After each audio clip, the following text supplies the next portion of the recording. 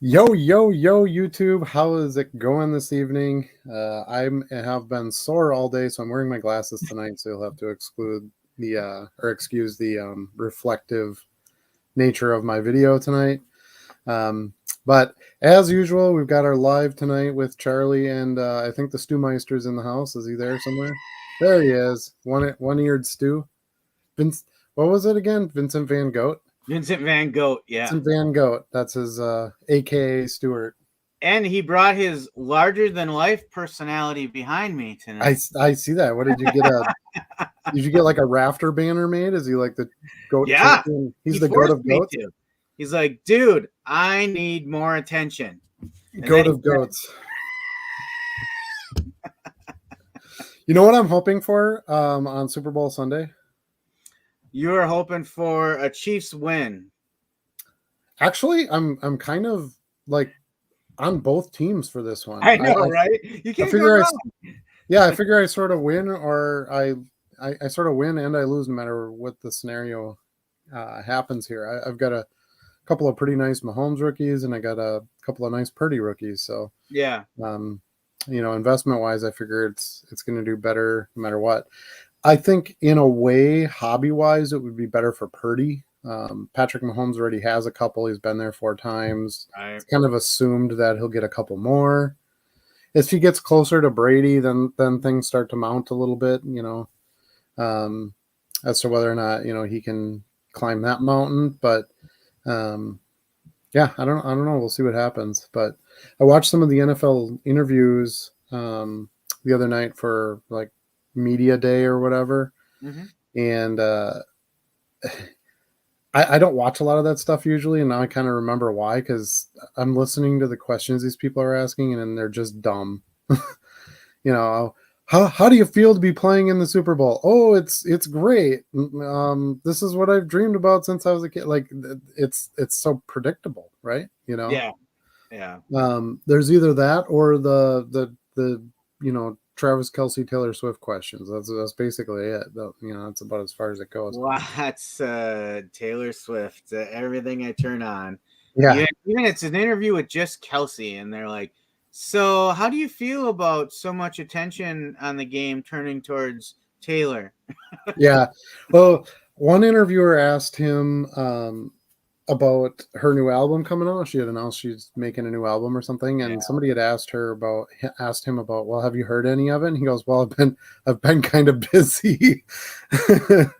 Yeah. Like, he didn't say it in so many words, but that was basically what he said. Like, I really don't have time to listen to her album. Speaking of Taylor Swift, a little pop culture talk. Did you watch the Grammys the other night? No, but I've seen some media coverage of it. They're not bad. It was a nice surprise performance by Tracy Chapman with Luke Combs. That was cool. Also, I heard the news that Tina Turner passed away today.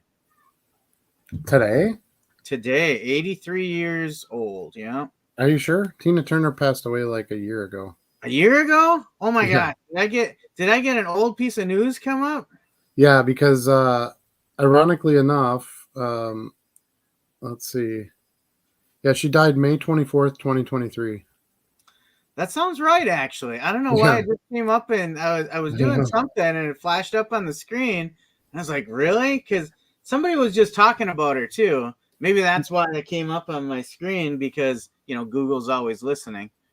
And the main reason I know that is because I have some Tina Turner cards, and they were selling like mad fire as soon as she passed away. So, yeah, just like the Pro Set Music ones and stuff. And, like, I sold like 3 Tina Turner cards in the same day. I'm like, what is going on here? And, well, I may have been misinformed on that one, but I do know Toby Keith passed away. I was going to say Toby Keith passed away yesterday, died of cancer. So I didn't bring out my red Solo cup, but I did bring out my best Smurf glass. I don't have any red Solo cups, but I've got, what do I have tonight? I've got A&W. There you go. Yeah, there's no A&W in it. It's just water, unfortunately, but I'm a fan of the A&W root beer. Me too. Yeah. Me too, especially the tap stuff. It's so much better. Yep. And instead, I don't do the floats as much as I do the reverse. What do they call it? The freezy, where it's ice cream mixed with the soda. Yep. Yeah, some places call that a black cow. So Yes, like that when I was growing up, that's what we called them. We'd make yeah, because a float is just the ice cream and the soda, but when you whir it all up, I mean, technically it's a root beer shake, right? I mean, yeah, technically. it's, but anyway, Not a malt though. Don't confuse a malt with a not a shake. malt, not a malt, not a malt.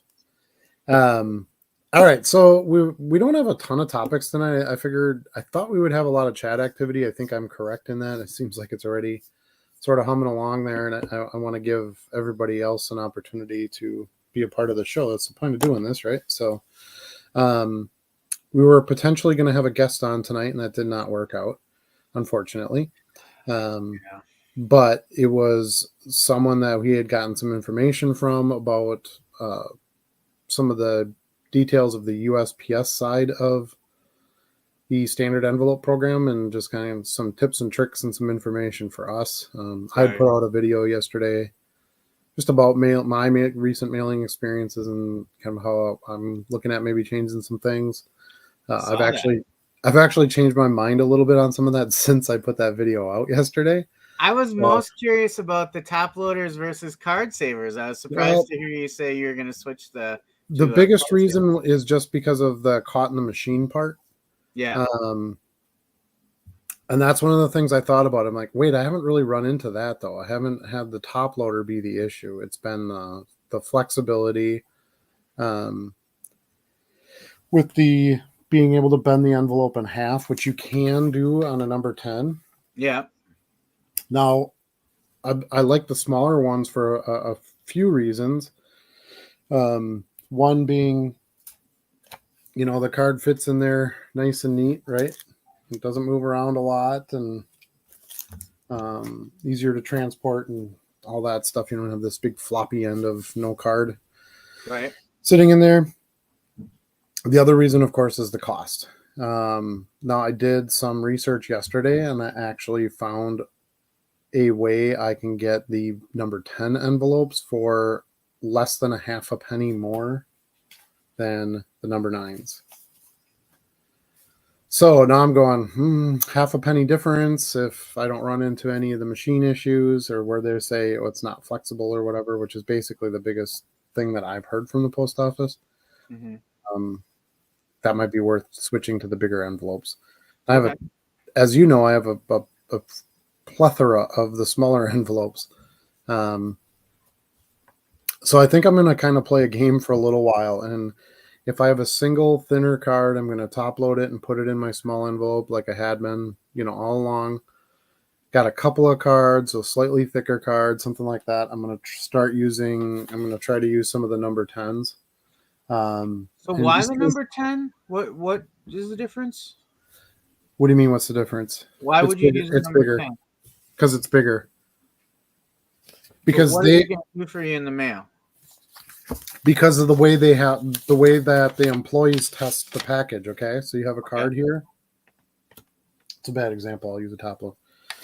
So you got a top load, right? This is the bigger envelope. Put it in here. See how it only takes up this much space of the envelope, and you can still bend it in half.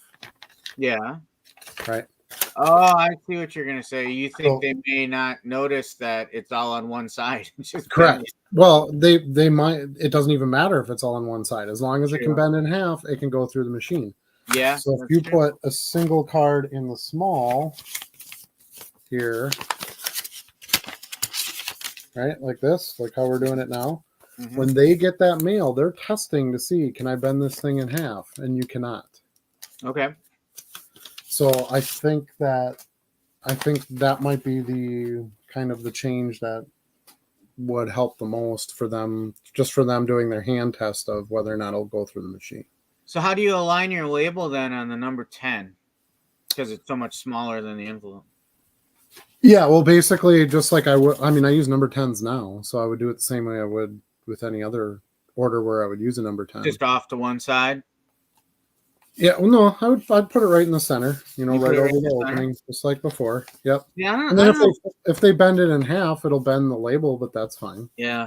For me, I don't know. I'm so ingrained of putting the stamp in the upper right corner that even when I use the number 10s, I put the label so that the metered mail QR code is up in the upper right corner. And then Yeah. Essentially, the left half of the envelope is blank.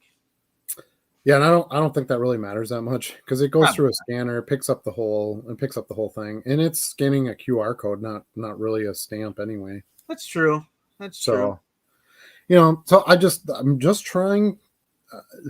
My whole point making the video, and I said this in the video, is not to make it an us versus the post office. It's more of a how can we work with the post office? We need them and they need us. So, I want to, if there's something I can do to make this process better, easier, correct, more efficient, whatever, that's what I kind of wanted to focus on.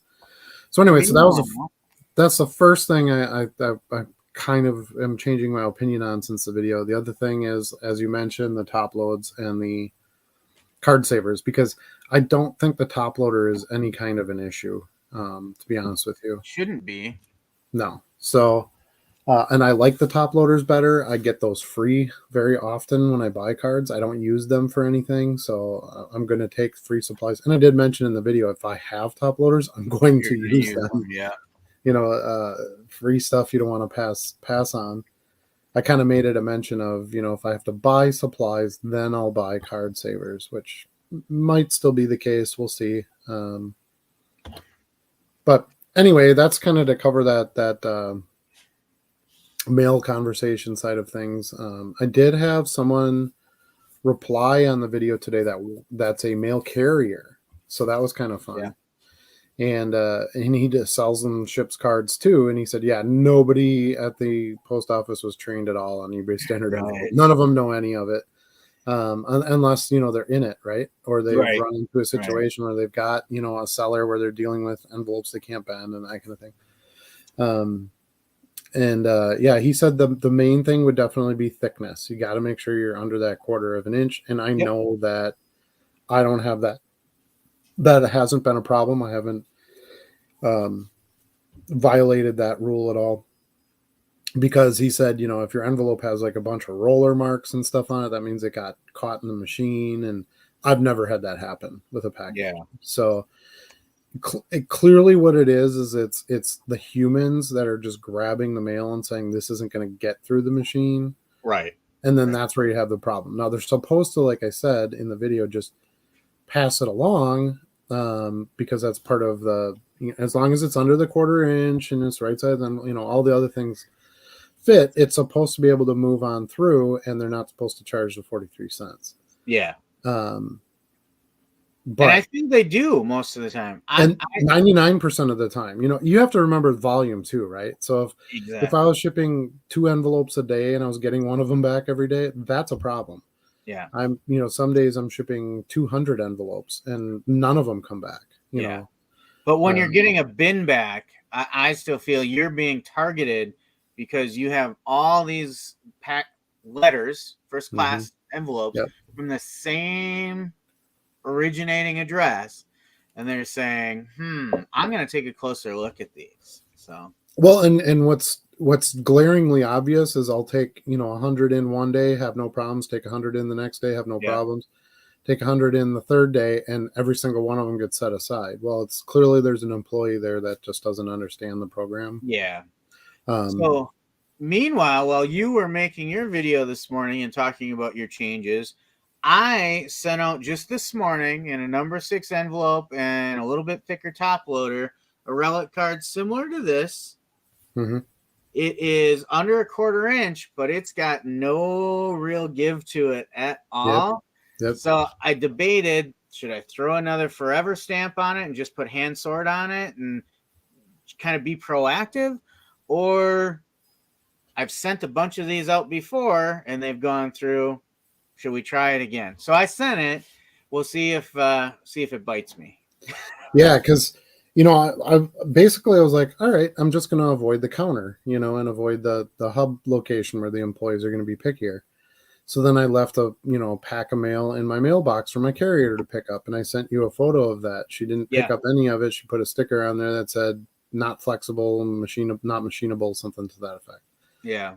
So now I take it to the grocery. Luckily, I have like 3 or 4 postal, drops like within a mile from my house. Yeah. And I can usually tie it into some other errand. So it's not like I'm going out of the way per se.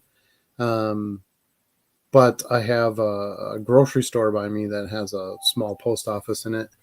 And I actually know how those operate because my prior eBay business years ago, I was by a grocery store that had a postal unit in it, and I Okay. know how it works. They just fill the bins, and then like a courier truck comes and picks them up and just dumps them all in these giant bins, right? Yes. And then they just bring them to the sorting machine. Like there's no employee looking at any of that until it gets to the processing and sorting anyway.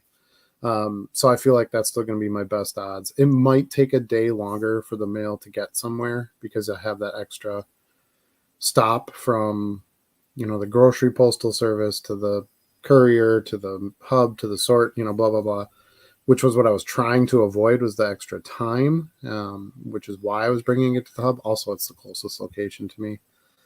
You know what, though? But You these need to other leave the issues are house once causing in a things while. to, I'm sorry? You need to leave the house once in a while. No, disagree. Disagree entirely. And that's why I was like, oh, great, I'll just leave them all for my carrier. Well, now I can't even leave them for my carrier. So it is what it is. Yeah, it was interesting though, just because of our conversations on this stuff. I took that one thicker card, that relic card, and I took it up to the box so it wasn't with the bulk of my other cards, Hey, just so somebody that it just was made a sale. just kind of mixed in more with other stuff and see if it Yeah. improves its chances. Yeah, and I think you're right. I think what it is it's the volume. If I threw 2 envelopes in, they'd probably be like, whatever. But when I'm putting 150 of them in there at once, they're like, no, we're grabbing all these and we're sending them back, and he can't run a business on our discount postage and blah, blah, blah. Yeah, I can hear the internal comments.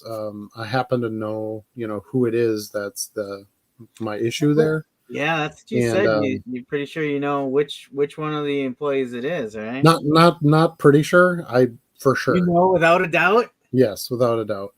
So and I know, right? Shocking.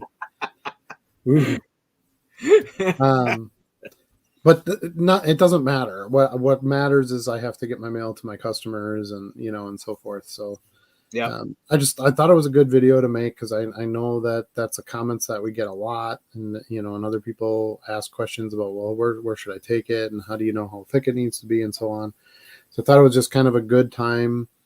I'd done a bunch of videos on standard envelope when the service first came out, but that was a while ago now. So yeah.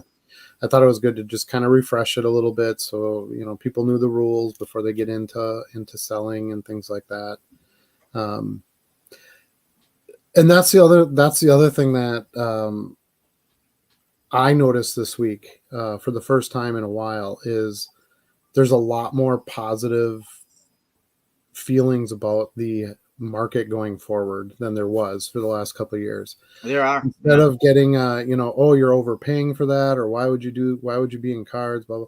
Now I'm getting a lot more, well, would you buy these cards? You know what I'm saying? It's a lot more of I can smell there's a lot more sellers in there, and there's a lot more buyers in there, and more collectors and people that want to be involved in it.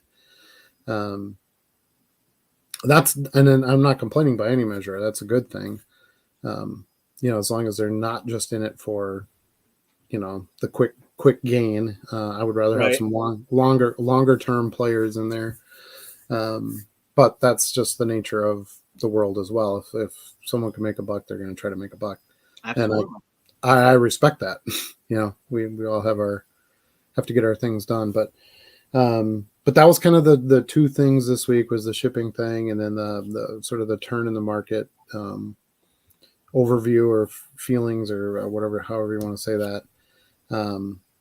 As far as things for me this week, I surpassed 35,000 listings. I saw that. Congratulations. Thank you. It was a struggle because in December I couldn't gain at all. I just kept selling. You were only about again, not necessarily a bad thing, but now I've had some time to list, and I've tried to list some different things. I listed some WWE. NASCAR's been doing okay for me now. I picked up a bit on NASCAR sales, so I listed some more of that. Lots of non-sport. I've had a lot of non-sport sales, so I listed a bunch more non-sport promos, and so it's been kind of fun because I've been able to do. I was so hammering on football, football, Yeah. which is my biggest seller by a pretty good margin. But I was able to sort of back off on that a little bit and start getting some baseball prospects out there. And Yeah. I had all these cool, cards I got for free or 2 cents, that I wanted to try and get some of them on there. So it's things are looking good that way as far as, continuing to grow it. Sales were a little slow this morning, and it was kind of like, well, what the heck's going on? It was kind of nice. I could take a break for a bit, which I actually needed. I've been working a little bit too much, but then all of a sudden I go in and I'm like, oh, I haven't sent out any coupons or anything. I go in and look, well, I don't even have a coupon created right now. I'm like, well, that's not good.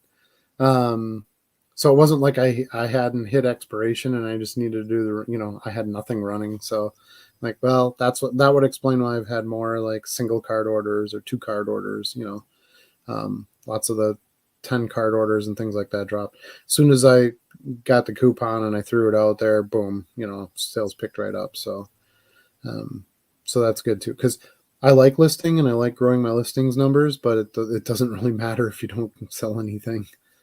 Yeah, that's true. Can't pay the mortgage with listings. Got to pay the mortgage with sales. So, but anyway, I have, probably 6 or so 5,000 count boxes yet that I can list, stuff I can list. So it felt good to kind of dig in and get some of that done. I got a 4-row box listed, so I've got an empty 4-row over here. I got my first complete drawer of baggied cards done. So I had, I think I sent you a picture of that. You did. So that felt pretty good. That's really been helping complete sales a lot quicker and just making the pick process simpler. And what I really like about that, doing it that way, using that as the message or the method of storing, is it's actually made my listing a lot faster. Because I just, I have my tape with my date on it or whatever my current SKU is, and then I've got my little baggie all set out, and I just stick it in the baggie, stick it in the baggie. Once the baggie gets full, I seal it and I stick it in the drawer. Yep. I don't have to go file anything. It doesn't have to sit around here until I have time. If I don't have room, I don't have to reorganize them. I think you and I talked a little bit about, now we've been doing this for a while. Now we're creating space in the parts of the drawer where we've got the or the box in your case, where we've got the baggies, and we've been able to, I actually had a baggie today where I was down to 3 cards. I pulled the 3 cards out, reassigned them to a new baggie, and moved on and completely eliminated that one. Reused the bag, of course, which is nice. But then you stated, and as a bag sells down, I kind of push them forward so that you don't have that void space. And I do the exact same thing. So, yep. You can take but a couple bags and put them in the previous row. But here's the picture of my first completed drawer. So they fit in there really well. I was kind of concerned about that, once you fold them over, you get that kind of weird flappy stick out piece and stuff like that. Yeah. But I've actually found that to be a good thing, because when I go to pull the packs out, sometimes it's hard to kind of get in there and grab a pack, but I can grab it by that. I grab it by that little ear, that sort of sticks out at the top. Stuart's missing ear is on the end of every one of my baggies. So I kind of grab it out by that, because now I've got enough of them in there where it's not like, oh, I know exactly where that bag is. I might have to like grab a bag to see where my marks are, where I'm at. So I can kind of just grab the ear, pull it up a little bit and see, oh, that's January, 31st. I need February 1st. Okay, it's the next bag over, or whatever. So it's interesting how, once you employ something new like that, how you sort of kind of find your little cheats as you go, and you get your muscle memory to it. And but yeah, it's just, I've been getting really, really eclectic orders. On this video yesterday, I always put some sales in there, and I had an order where it was a Star Wars card and a Hellboy promo card and a football card and a basketball. So it makes it so much better now to just be able to grab them and not, okay, well, now I have all these different spots to go. Because you know, when you first started and most of my listings were Favre stuff, it was okay, 10 different Favre cards, 10 different Favre cards, you know. Having just, you know, Favre tabs made some sense, excuse me. But now that I'm way past that point, this is a dream. And I know how much I enjoy it and how much it works, because when I go to pull an order and I look at the order and I see it doesn't have a baggie number, I'm like, damn it. Oh, I gotta go to the mattresses. Yeah, I gotta go find this stupid card. But I like that too, because then that's allowing me to sell out the stuff that's not in the baggies. So it's, you know, it's a half dozen or the other. But now most days when I'm filling orders, it's about half baggies and half not baggies. Because your most recent listed stuff are usually your hottest sellers, right? Right. So so I'm still pulling, you know, plenty of older stuff, but when the new stuff sells, at least that's all coming out of the bags. So, and I think you're sort of on the same roll with it, right? I mean, it's going well for you. Yeah, and it just feels different too when I sold a couple cards this week that were out of the first bag that I made, and I was like, oh, you know, right at the front of the box, this is we're selling this one down, and you know, it'll be nice to see that one get empty, and then you slide everything up in that row and maybe kick a couple over. But I like the fact that I immediately know, when did I first list that card? Yep. Yeah, I feel like doing it with the data is kind of a nice advantage for those few, you know, for all those reasons. And then just because you'll never duplicate a SKU either, you know, Right. I kind of like that. And I know some people do like, oh, this is, you know, tab A box 1 and this is tab A box, you know, and you can kind of keep building it from that. But then it's like, geez, now I got to come up with the next letter and the number, and you know, dates are just dates. They just every single day keeps moving along. It's got that new number and it's ready to go. So it works for me. I've been very pleased with it. Yeah, and like I've said before too, there are certain events that I want to keep track of individually. So, you know, some of them I will add some extra stuff on the SKU. Like, you know, this one's got a couple letters at the end of it. Mm-hmm. That tells me exactly where I got those cards. A specific individual that gave me everything they had and said, see what you can do with it. You know, I've got some that I marked that I got this from this particular show, you know, just because I like to do kind of a test once in a while. How am I doing when I go to Tim's, or how am I doing when I go to the Appleton Fox's show or something, you know? Sure. Am I selling most of the stuff I list from there, or am I striking out, you know? Yeah, I mean, any way you can measure yourself for success is only going to improve your business, right? So you got to have some metrics. You got to kind of know what's going on. And eBay kind of does a lot of that for us, but there's certain things like, yeah, what show did you get it at? Well, eBay doesn't know that. Right. Exactly. You know? And some of them I've even put, how much did I spend at that show? So I know kind of by card, everything in that SKU pack, I know kind of on average what I spent per card on that trip that day. And it gets, I give you props. You've got pretty good memory skills, because you can sell a card you bought 6 months ago and you're like, yep, I remember buying that at Joe's card show for 20 cents. And I can't remember, you know, what I paid for a card at in Eau Claire, which was just a couple weeks ago, you know. Where it can get really complicated is if you have more than one copy of a card and you paid two different prices for it at two different times. And I try to keep as much memory of that as I can. I'm not as good as a record person as you, like numbers and all, you know. Yeah. But for me, it's good if I can kind of, at least I have it somewhere, you know.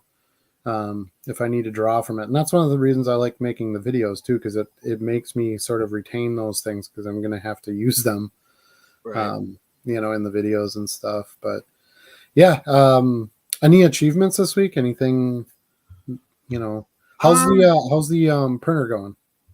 Printer's going well. I'm just about out of that first roll of labels I got. I know you bought like 60,000 labels or something, didn't you? 5,000 labels. Yep. I'm ready to go for a while. Yep. Well, you got to get that volume discount. It's not like they're going to go bad. Nope.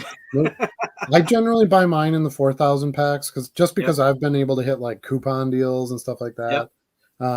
But kind of like you, I just finished in this last 4,000 pack. I just finished. It's 2 packs of 2,000. So I just finished the first pack of 2,000 and loaded my second pack of 2,000 here. So now I got to start watching for deals again because I want to get an order in at the best price I can before I have to order. And the pressure is on to try to save the funds on those, but they're very affordable. Generally, you'll find it within a couple of bucks here or there, per 1,000, and they're reasonable. And I rearranged a little bit, so I have my thermal printer now right next to my large card box that I started with. It's at desk level. So I used to have it up on top of my old printer just because I wasn't quite sure, what I wanted to do yet. But now that I'm sold on it, it's right within arm's length. I can rip off that label. Yeah, mine's literally right here. Right. I'm pointing. Right. Because I do all my I pull my orders with my phone because I can go over to my drawers with my phone and pick all the cards, and then I bring them all over here and I make my stacks, and then I use my PC with my printer attached, to do labels, and have my little shipping supplies and stuff over here. So yeah, it works pretty well. I don't have the biggest area to run this. I got a decent sized office, but I've got some other things in here that I sell as well. But when I get down to my new office, that should help some too. It's going to have a little bit better layout. You've built up a lot of expectations about this office because you've been talking about it for so long. I know, right? So ironically, I just got about half the drywall up today. So it's kind of one of those things where it's like I got all the sheets of drywall in there, right? Well, you got to lean some of them against the wall. So obviously I can't drywall that wall. So the other walls were drywalled. Then I had to move the rest of the sheets back over so we can drywall the other 2 walls.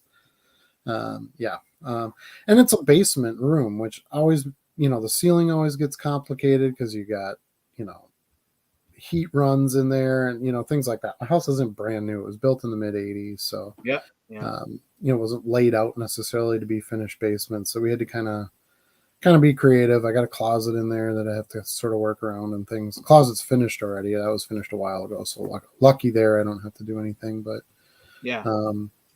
and then with my parents moving right now, I was like, my projects on the weekend are not happening. I gotta, they're elderly. I gotta get them out and, into their new place, and Bree's been over there painting and, cause we got to sell their house besides. So anyway, enough about me, I guess. But yeah, my new office, I'm looking forward to that. This office was never intended to be a card office. It just became that because I got into it.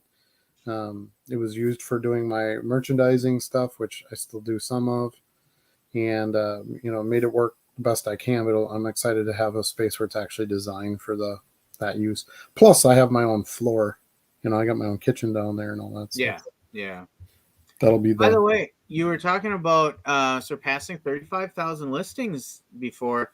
I'm closing the gap on you. You've only got me 10x now. I'm at 3473.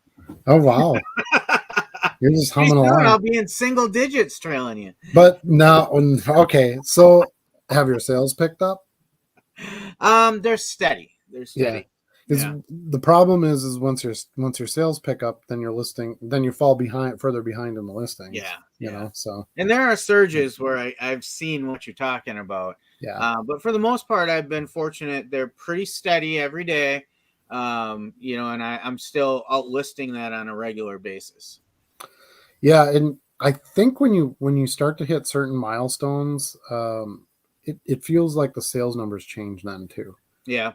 It's like you list a couple hundred cards, maybe you get one more order in a day. You don't really know it, but you cross that next 1,000 mark or that next 5,000 mark. Yeah. Then it starts being noticeable. So now it's like 10 more orders a day or 15 more orders a day.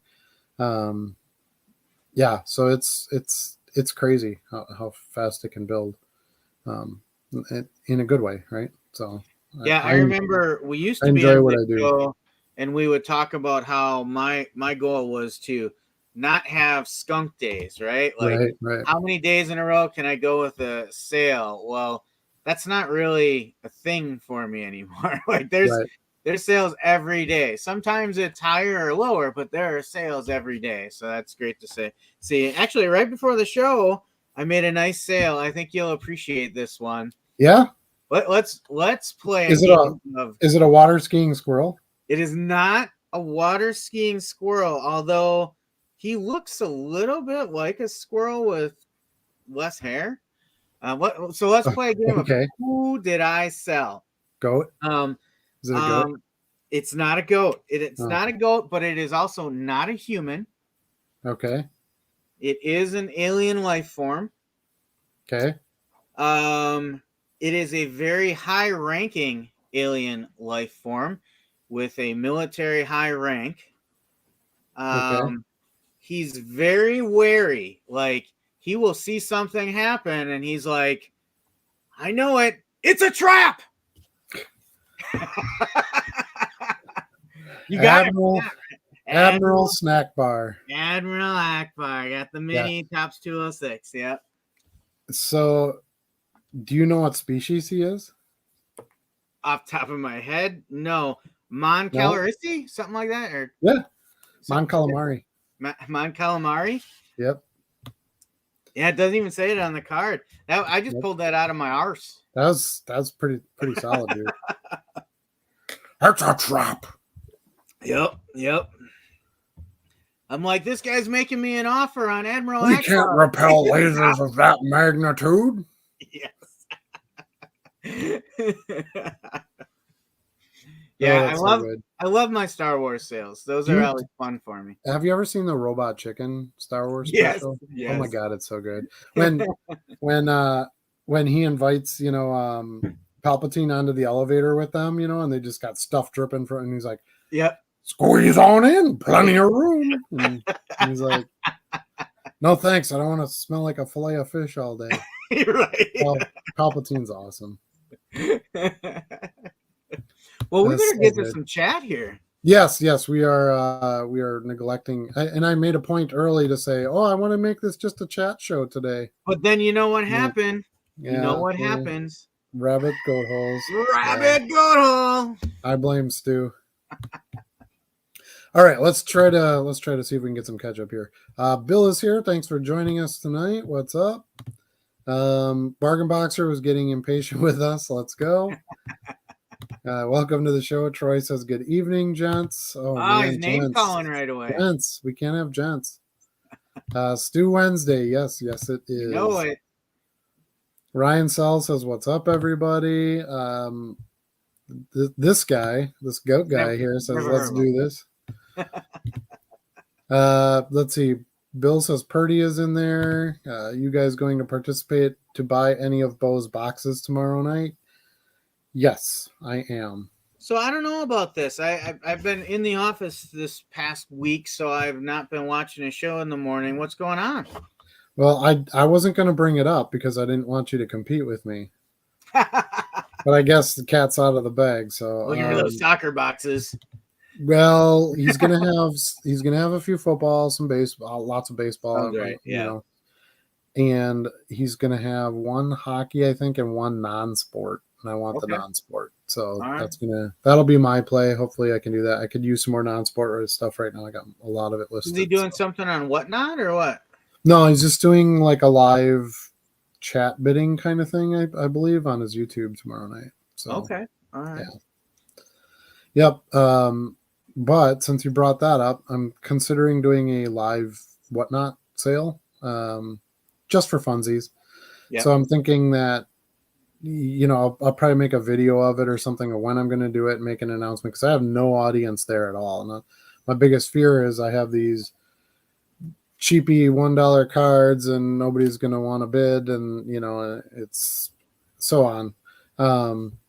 Kind of the fear of anybody when they're starting a business, right? That you don't get any business because no one knows who you are.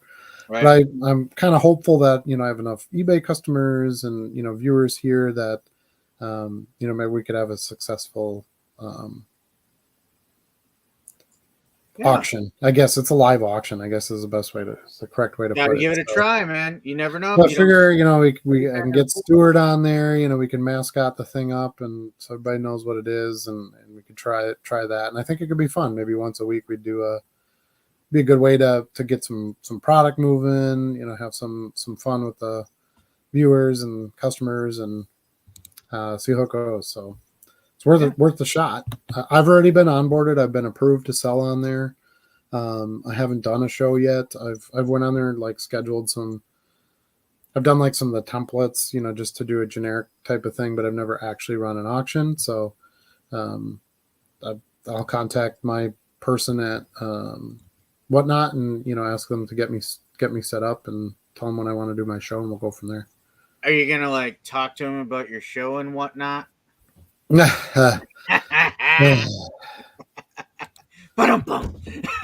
bad jokes. Whatnot is one of my favorite Midwestern words. And whatnot, yeah. I don't use it, but so many people do, and it catches my ear every time I hear it. It's actually kind of a genius name for that kind of business. Yeah. So that, to me, that when I first heard it, I'm like, oh my God, that's brilliant. That was the first thing that popped in my head, is because as a marketing guy and a business guy, all that stuff, those are the things I look at right away. Well, if this doesn't even have a good name, it's not going to be successful, and Whatnot. Oh my God, it's genius. And nobody else has thought to use that. It's crazy. Yeah. And it's some Midwesterner who thought of it too. It's like, hey, let's call her live auction. Now eBay does live auctions too. I don't know if you're aware of that. I have heard about it. I've never checked one out. No, I haven't either. I haven't run one. But I kind of feel like it's not the place for live auctions. It doesn't really have that it's not really geared for that. So yeah. I don't know. And it'd be kind of nice to try Whatnot, get another platform, some more exposure. And I used to do some buying and selling on ComC. But I can't send my cards there. They charge you 50 cents a card to post it. And I just can't do that. And I don't want to. And then buyers are asked to pay $5 shipping too. So it's not a great deal when I look at it. So the way I did it was I kind of day traded it. So I didn't actually send in any cards. I would go on and buy a bunch of cards that I figured I could resell for a higher price. Yeah. And then I would just resell them, but I didn't cash out, because as long as you don't cash out, they don't charge you any fees. Okay. So I'd go in and buy $20 worth of, 50-cent cards or whatever, and I'd sell them all for $25. And then, so that's kind of how I ran it. I didn't really, the cards themselves weren't really important to me. Just the fact that I could resell them for a higher amount. But it's just, the margins are so small on that, because it's an undercutting website. Yeah. So, if there's 20 copies of a card, literally the top copy that gets shown to a buyer is the cheapest one. Yeah. So unlike eBay, where you can kind of build a customer base and people will pay more to buy from you because they like their experience, and you ship fast and all those kinds of things, there really isn't anything to set your card apart on ComC other than the price. So right. And as you know, I'm not a big fan of undercutting strategies as a successful business model. Yeah. Speaking of other platforms, I did finally get some time to log some video time with Jeff Wilson's store, Cards HQ down in Atlanta. It's an interesting concept. The vertical displays, everything is slabs, but it's not all high-end stuff either. It's $5 slabs, $10 slabs. I don't know that every collector is into slabs. Agreed. That's how I do my PC, so I get it.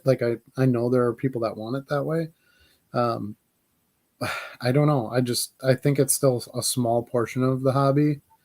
And I think that, they might run into that. Now, it's funny you mentioned that, because I was watching the Jeff Wilson show right before I came on here, and he was talking to the two guys that run the shop about, how many sales they had in the first 5 days and all that stuff. Yeah.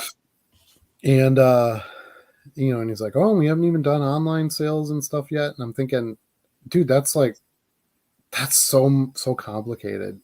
Yeah. to add that in, because now like you have shipping prices, you got to have a shipping department, you got to what He's about not afraid of returns and complicated, though. huh? He's not afraid of complicated. Yeah, well, that's because he won't be doing it. He'll Well, that's true. He's not doing the work. Yeah. right. He'll hopefully throw money at it, and that'll take care Yeah. of it. I don't know, but um, I don't know. It's super ambitious when you and he made the point that I thought of right away when he was on his show tonight. He said, "I'm more worried about we're not going to be able to get enough inventory." Yeah. So great, I can sell all these cards in the store and I can sell these cards online and and all that, but where do I get the next supply of cards? Yeah. And they have buyers in the store and this and that, but how many people are going to run in there every week to sell them their cards at Well, he'll just 80% have comp to or watch 70% Bo's comp? show and buy a pallet of Salvation Yeah. Army Goodwill I cards. don't think that's the direction they're taking, but they might have to find some sort of because even like Burbank, who's been doing this for 50 years and has this huge backstock of inventory, he still goes around at the National when it's over and buys out pallets of from tables and things like that, and it's like there's a lot of competition for that. People want that inventory, especially if you're a high volume. Look at us. We go to these shows. You got to get there the first few minutes and get right to that dollar box and and dig and get to the next one. And I don't know. And our stuff isn't hard to find. If they're looking for $10 slabs, I don't know. I was surprised though that it's lower end stuff than I would have expected. That was what was really surprising to me. There's higher end stuff there too. I've seen some other feeds where they have $20,000 cards and stuff like that. A lot of $10 slabs, $20 slabs, $30 slabs. That's the other thing where I think it could become a challenge, because if you're selling a slab for $10, that's less than the grading cost. Yeah. Well, who are you going to keep buying these slabs from and be able to resell them at $10 for a profit? But they didn't grade them. They bought them graded. Correct. But you have to find that in. That's my point. Yeah. You have to keep finding that kind of, for an entire year, they were buying at shows and things like that to get this inventory. And, now you need, let's say somebody came in and bought 500 of your $10 slabs. How do you replace that? Yeah. Where do you get that from? And you cannot.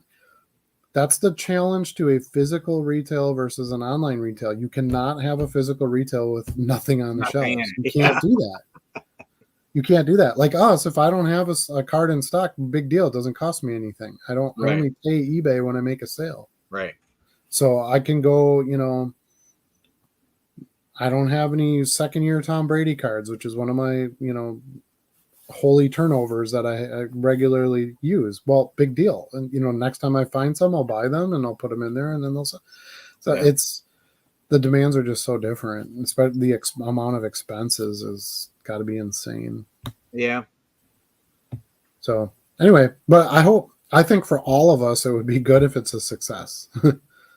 Because if he's out there trying to grab all this inventory because there isn't any, that's still good for me as a seller. Maybe he's going to come to me and buy some of my slabs or buy some of my raw cards or whatever. Maybe he'll start doing grading stuff. I don't know, but it's yeah.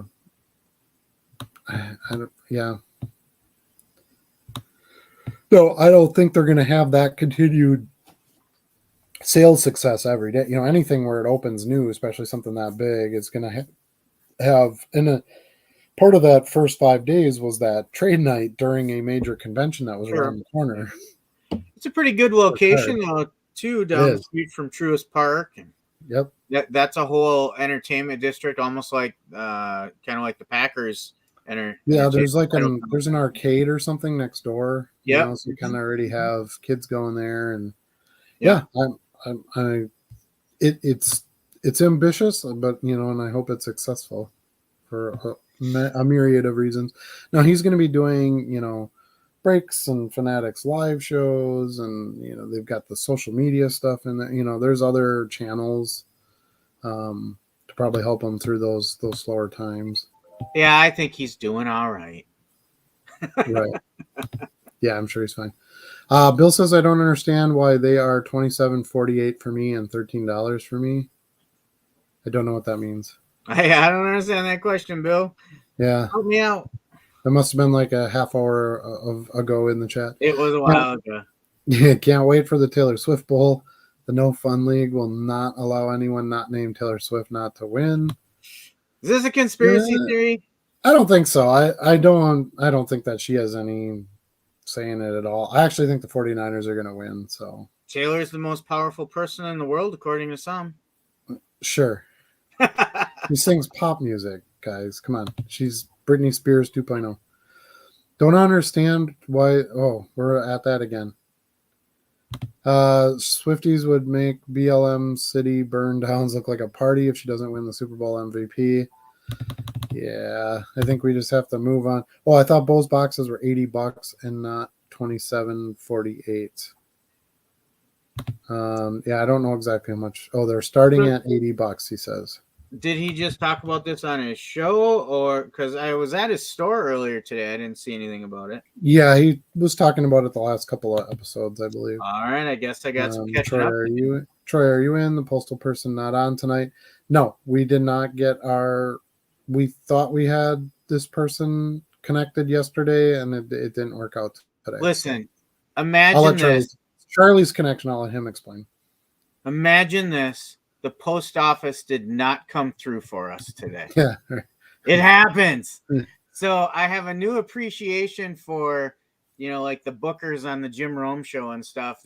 Rome always talks about them efforting to get guests. I was putting in some time trying to make this happen.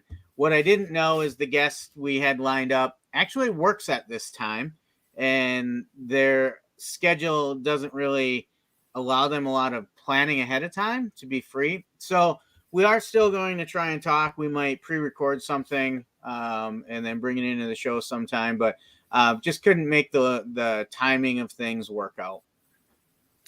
But on the front of adding a guest, I do have some kind of exciting news.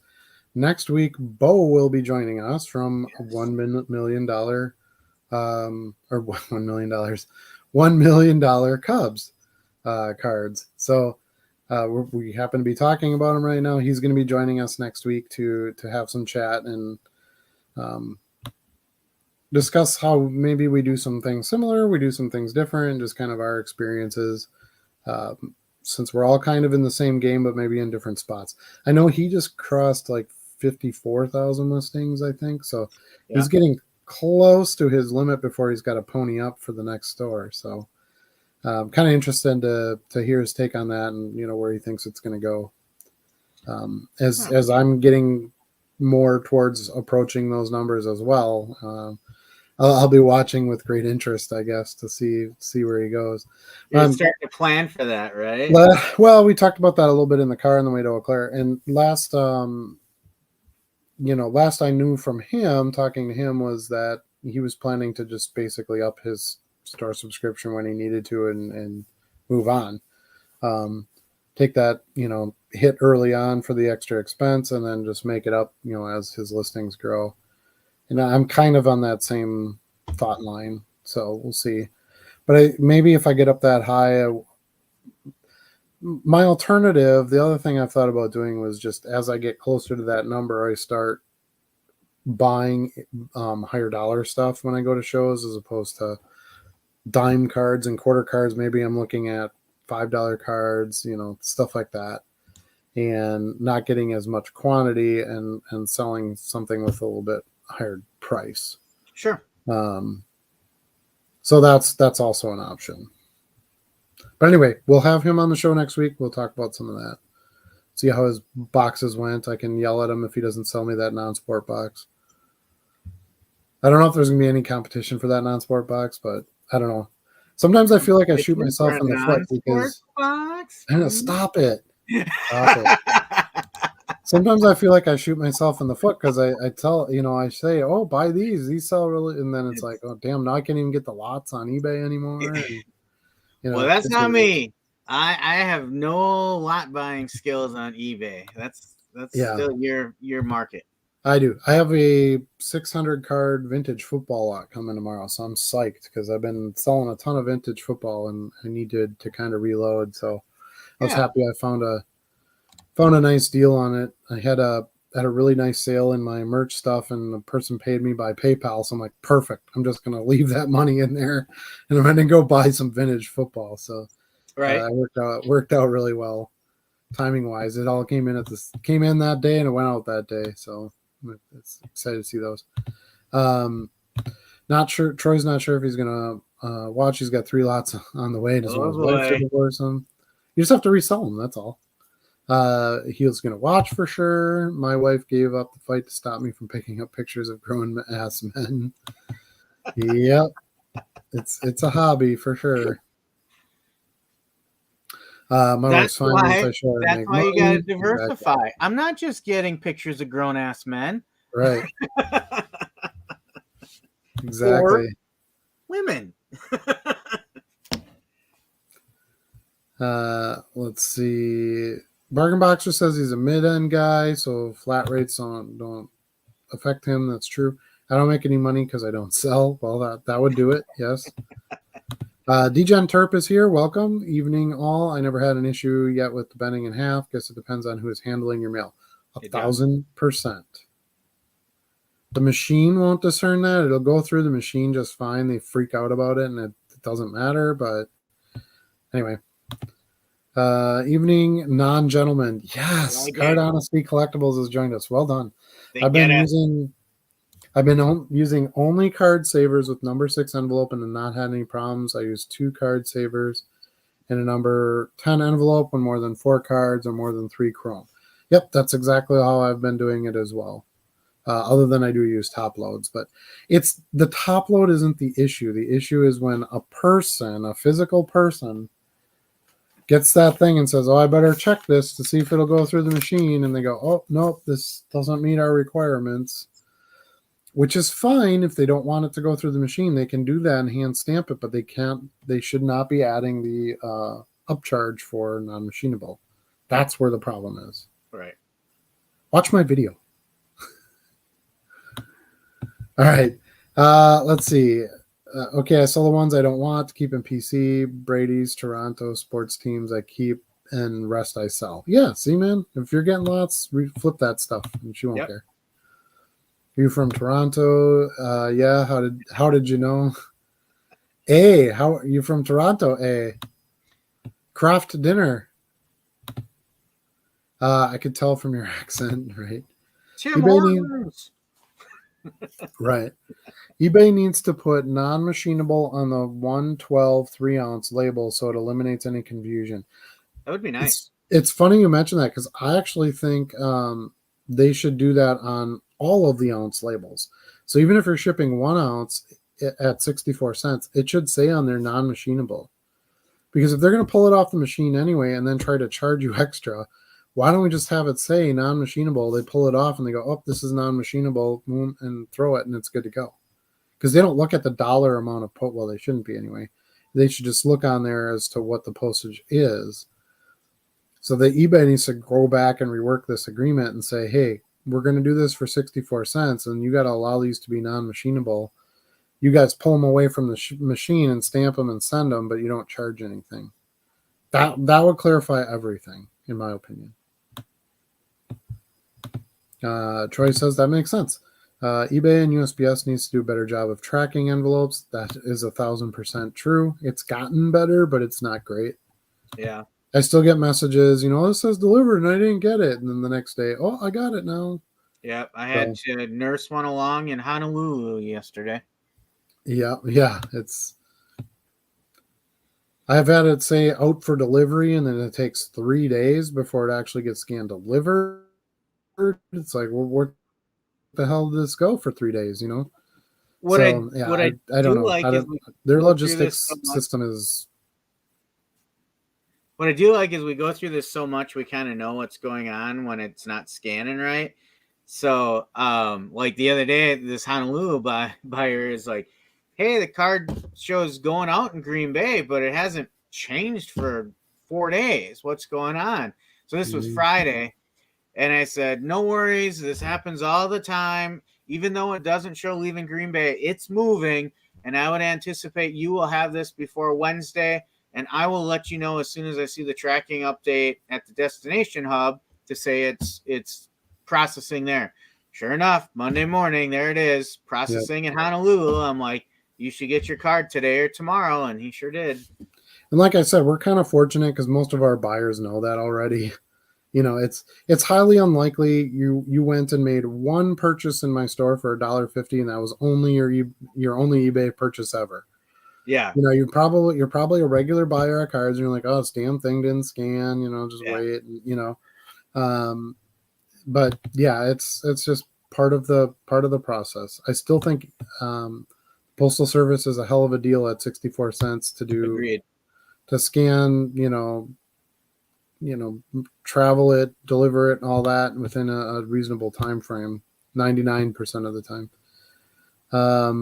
CSW says sideways ice cream cone. Let's see, what else could that be? Ball stack to me. Backwards fart. So it's like not. It's like the I don't know. Ooh, rabbit goat hole. We got some rabbit goat holes. I don't think you know how. Oh, anyway, back to my original statement when we started the show. Guess what? You had an original statement? Yeah, guess what I'm looking forward to in the Super Bowl. Oh yeah. What? Oh, Justin Usher? No. No. You totally are. You're gonna be new "What's Up" commercial. Oh, is there? I was not aware. That's the rumor.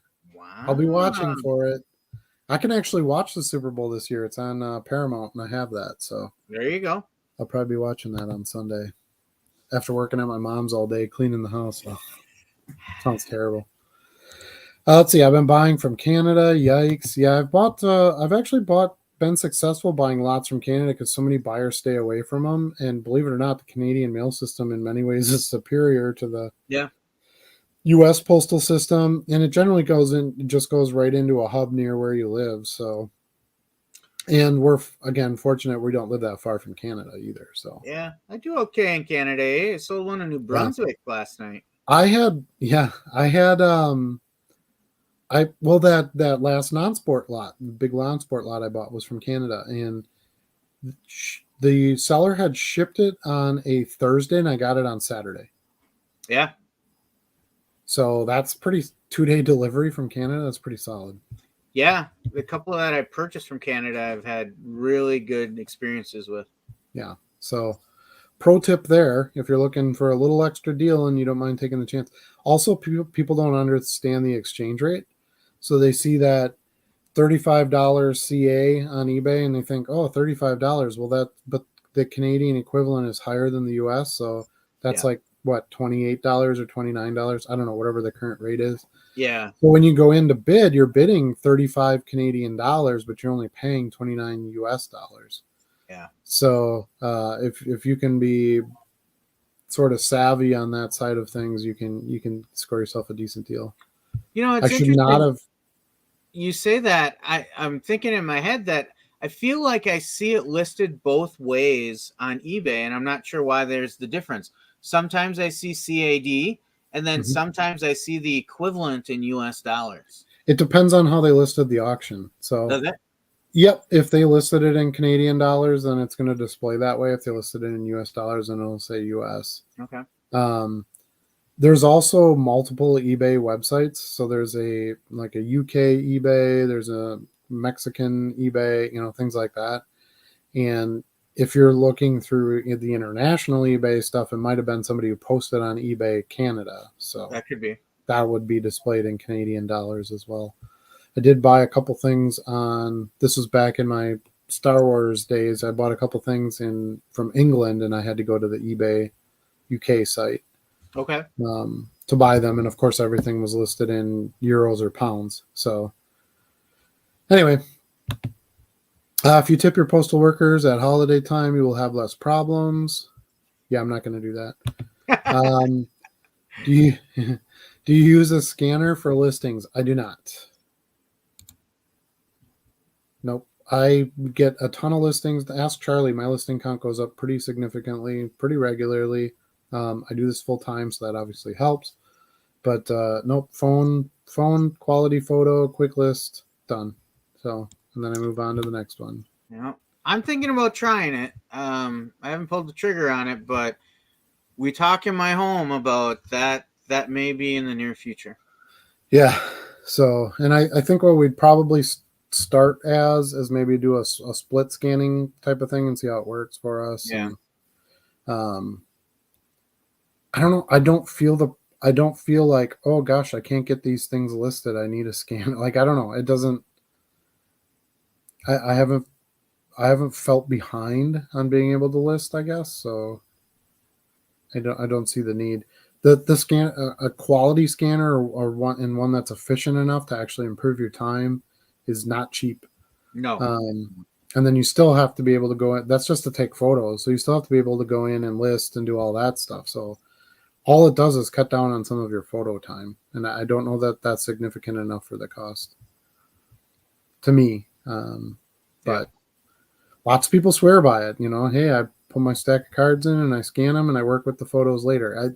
It'd probably be right up your alley, Charlie, because you like to take the photos and then work with them after. I don't do it that way. So to me, I just look at it as, well, that's one more thing I got to do now. I got to go back and get those photos. And I like to list on the phone. I think the app works a lot. Well, the app sucks in a lot of ways, but like its function. How do you really feel about it? Its function is not always very good. I have to come up with creative ways to get to things, but as far as listing a card, I love the little drop down menus. It's so much easier. And when I look at it on the desktop, it's like there's so much crap in there. And I just hit list item, done. Okay, sell similar, take a photo, list, done. You know, I can crack through them so quick. It's muscle memory for filling that stuff out now that I just, for the few seconds it might save me like per listing, because remember, it saves you taking the photos, but it doesn't save you doing the listing. You still have the listing thing, all still has to be done.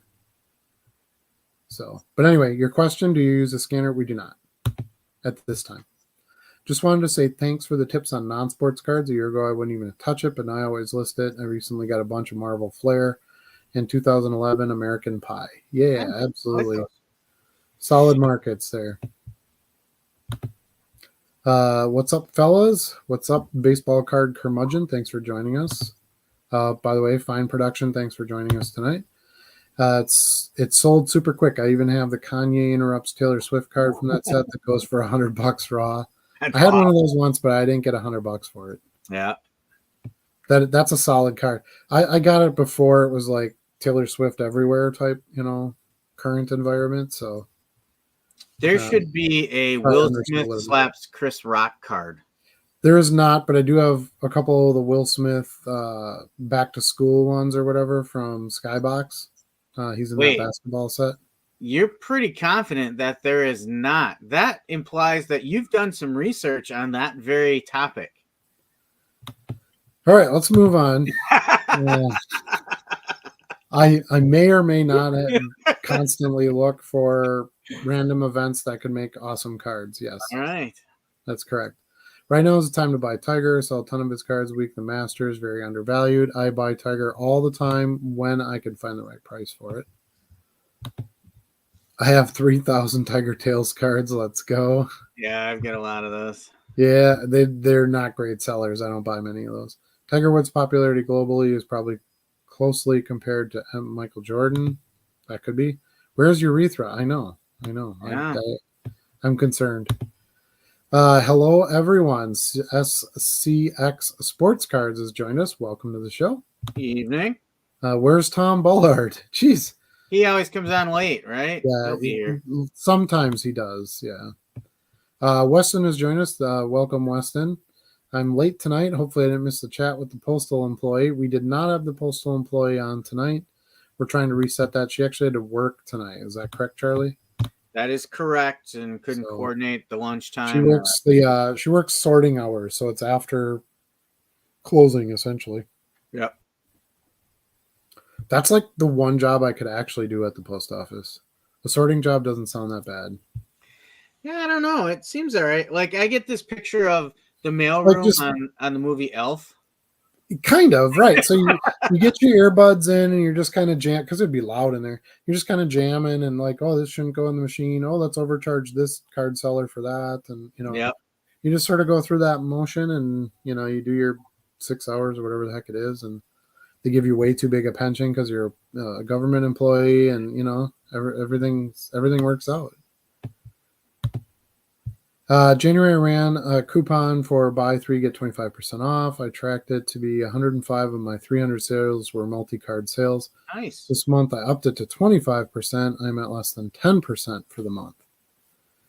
3 to get 25. Yeah, a 10% discount is kind of assumed by most buyers on eBay, like just with offers and stuff. So you're probably not going to get a big bump. And oh, never mind. You did 25% off with 5 cards. You did 25% off with 3 cards.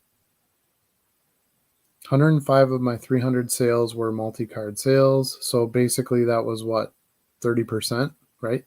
Roughly. Of your sales were multi-card sales. This month I upped it to 25% off 5 card purchases. I am at less than 10% for the month. So you're saying you're not getting as many sales at 5 cards for 25%. Well, that makes sense because you're requiring them to buy more cards. So you're going to have less multi-card sales if less people are taking on your coupon. But you have to remember, though, too, if they're not using the coupon, you're making more money on the card. Yeah. You're not giving them that 25% off. So I don't know. Just try running different things. That's kind of how you want to hit it. You don't always want to give a discount if you're listing really good hot cards either. You want to make sure that you're maximizing profit on some cards. Dang it. Well, at least I didn't miss it. No, we're going to try to get her on at another time. We should have a current in the chat already. Huh? I thought we were way behind in the chat, but Weston's pretty current with our conversation. Yeah, we're not that far behind actually. Okay. I've been trying to peel through them pretty good here. We should have a code word for a newbie postal worker, Cliff Clavin. Sure, that works. Cliffy. Is that Kirby Puckett in his photo? It looks like it, yeah. That means that's like nice old Kirby, like Kirby, yeah. I should say young Kirby. I should say, yeah, Kirby. Very athletic. I'm a Kirby fan, so I dig that one. I bet a Cliffy would pull every rigid envelope for postage due. That's probably true. Does Adam or Charlie even know that people are in the chat tonight? Aye. He always keeps us on our toes, doesn't he? He does, yeah. I finally surpassed 1,000 listings this week, and I'm super hyped. Good for you. That's awesome. Keep it going. Make sure you're not listing faster than you can fulfill sales. That's my biggest tip. Cliff is an old-fashioned man. Cheers. Yeah, he was from Cheers. When do we get a Stu the Goat trading card? It might not be that long, actually. Yeah, I mean, I've made a lot of trading cards before. Trying to think if I have one laying around here I could show you guys that I made. I don't know if I have any of my cards. Oh, here's one. So, as most of you know, I do Star Wars costuming and I do merchandising for a costume club. And here's one of my trading cards. It's me in the big Wampa monster costume there with a couple of snowtroopers. So we got the logos from the different clubs on here. I'm not a part of any of these clubs anymore, but I was. And then just kind of information about me. I designed my own logo. Oops. It's hard. I got to go backwards when I do this.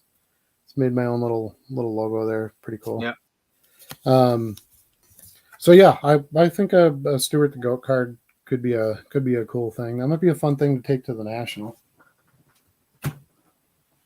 It's not that expensive as long as you buy some quantity, of course, like anything. All right, Elf. MD Sports Card says Elf. That was when we were playing Guess That Card. Oh, that's what it was. Boo, nobody likes Star Wars. That's completely incorrect.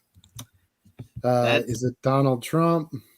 Well, these are from a while ago now. I know, that's weird. It's like we bounced around a little bit. Yeah, I must have like skipped forward or something. I think we hit a time warp. That's okay. I'm actually going to go skip back forward because otherwise we're never going to catch up. Don't be a skipper. Troy says I didn't know you had Whatnot. I do. Haven't used it yet. Charlie with the dad jokes. Keep it up. Yeah, I remember that. eBay Be Live is careful in what you beta. ask I for. imagine you will be there when it takes off. Yeah, I'm sure I'll try it out. When it takes off, it will overtake Whatnot. That's a possibility. ComC is amazing for buyers, correct? Because you can bulk your buy, right? So you can buy a bunch of cards and have them all shipped to you for the $4 or whatever. ComC used to be great. Those days are gone. Yeah, I used to get really good deals on ComC. I used to get like rare Favre inserts for like 40 cents and stuff. Wow. And I'd just go on there and I'd buy like 10 copies of the same card at like 40 cents a piece, as bulk buying and stuff. And refractors. And I'd buy a lot of PSA 10 cards on there because I could get like 10, 12 of them at once and get them all shipped together. And yeah, it was great. $5 shipping for a ton of cards is great for a set builder. Yep, I used it for my PC buying. Can't search on ComC like eBay. $5 shipping is the best part of ComC. Prices are most of the time way higher than eBay. My learning on Whatnot is to sell in auction all the cards you don't mind selling for $2, and anything high end, just buy it now in the store until you grow. Okay. Yeah. Could see that. Here's my one problem with Whatnot. What kind of keeps me from doing it is same kind of thing with ComC. They have a minimum shipping charge of $4.95 or something like that, and that's not negotiable. Like I can't offer a cheaper shipping option. Sure. Now, if you're auctioning enough cards and the buyer buys like 6 different cards, they get them shipped all together for the same price, kind of like ComC does, right? But if they don't win multiple cards, they've got to pay that up shipping cost, and I just fear like you're not going to get as much participation on low end cards.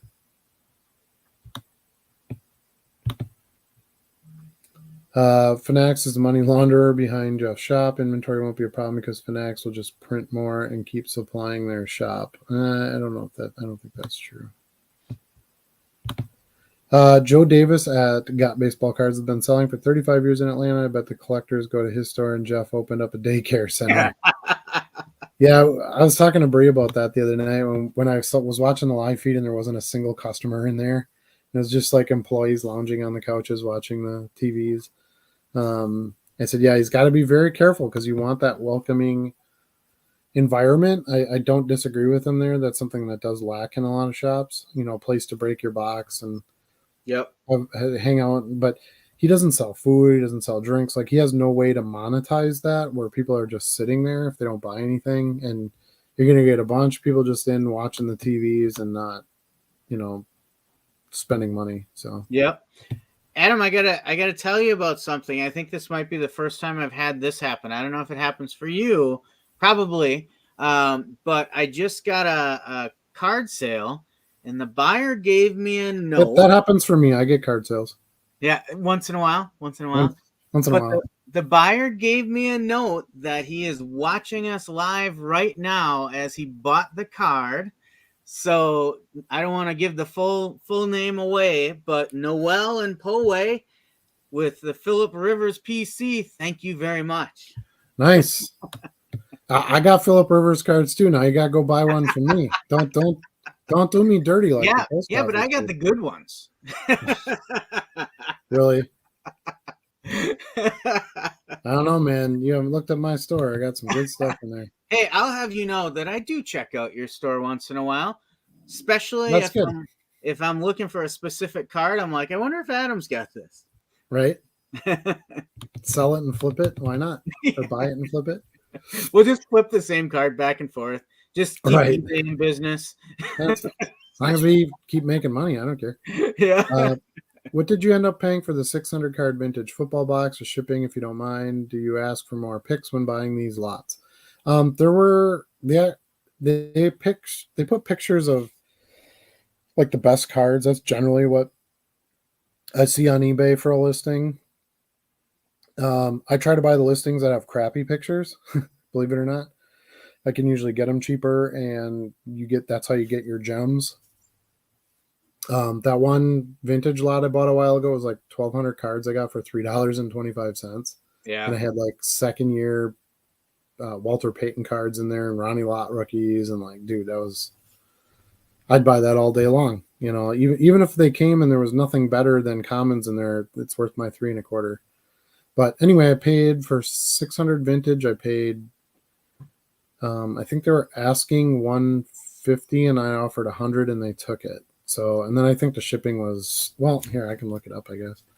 But I think the shipping was like 12 or 15 bucks, you know, whatever is like a normal shipping for that amount of cards. So when you buy a large lot like that, Adam, are you typically trying to buy one that you can at least see some of the cards in it, or do you buy even blind lots where they don't really show you anything? The boss is here. I got to straighten up for a minute. Everything's fine. Everything's fine here. Would you like to say hi, dear? Hi, dear. Hi, everyone. Thanks for the coffee. Appreciate you. Now we're gonna get another 100 viewers on here because we had a lady on our show. See, somebody said before, you know, they got a bunch of lots coming, so they don't get a divorce. They need to, cool it out. This is how you keep it going, buddy. You know, just say the right thing. Oh, you got another lot? Right. Oh, it's okay. You got to let her get new furniture and paint the walls, right? Wasn't that? Why'd you have to bring that up? You brought it up earlier. Hey, Jenny, guess what? What? The card show's not this weekend. I'll be home to help paint the walls. Oh, but the show's going to be next weekend, next Saturday. Yeah, it's the following week. Next Saturday. So yeah, those of us in our area, we will be at the Winneconne show next Saturday. Fit and Feather. Hope to see some of you there if possible. Yeah, kind of a fun show. Cardboard Legacy puts that one on. We've been to a few of their shows. That Oshkosh show is Cardboard Legacy. I've got to talk to those guys because I got maybe a side project to do with them too, by the way. But okay, for now. Anyway, that vintage lot, to answer your question, is 600 cards. It's all 60s and 70s. That's what I need to know because I sell 60s and 70s commons at $3 a piece.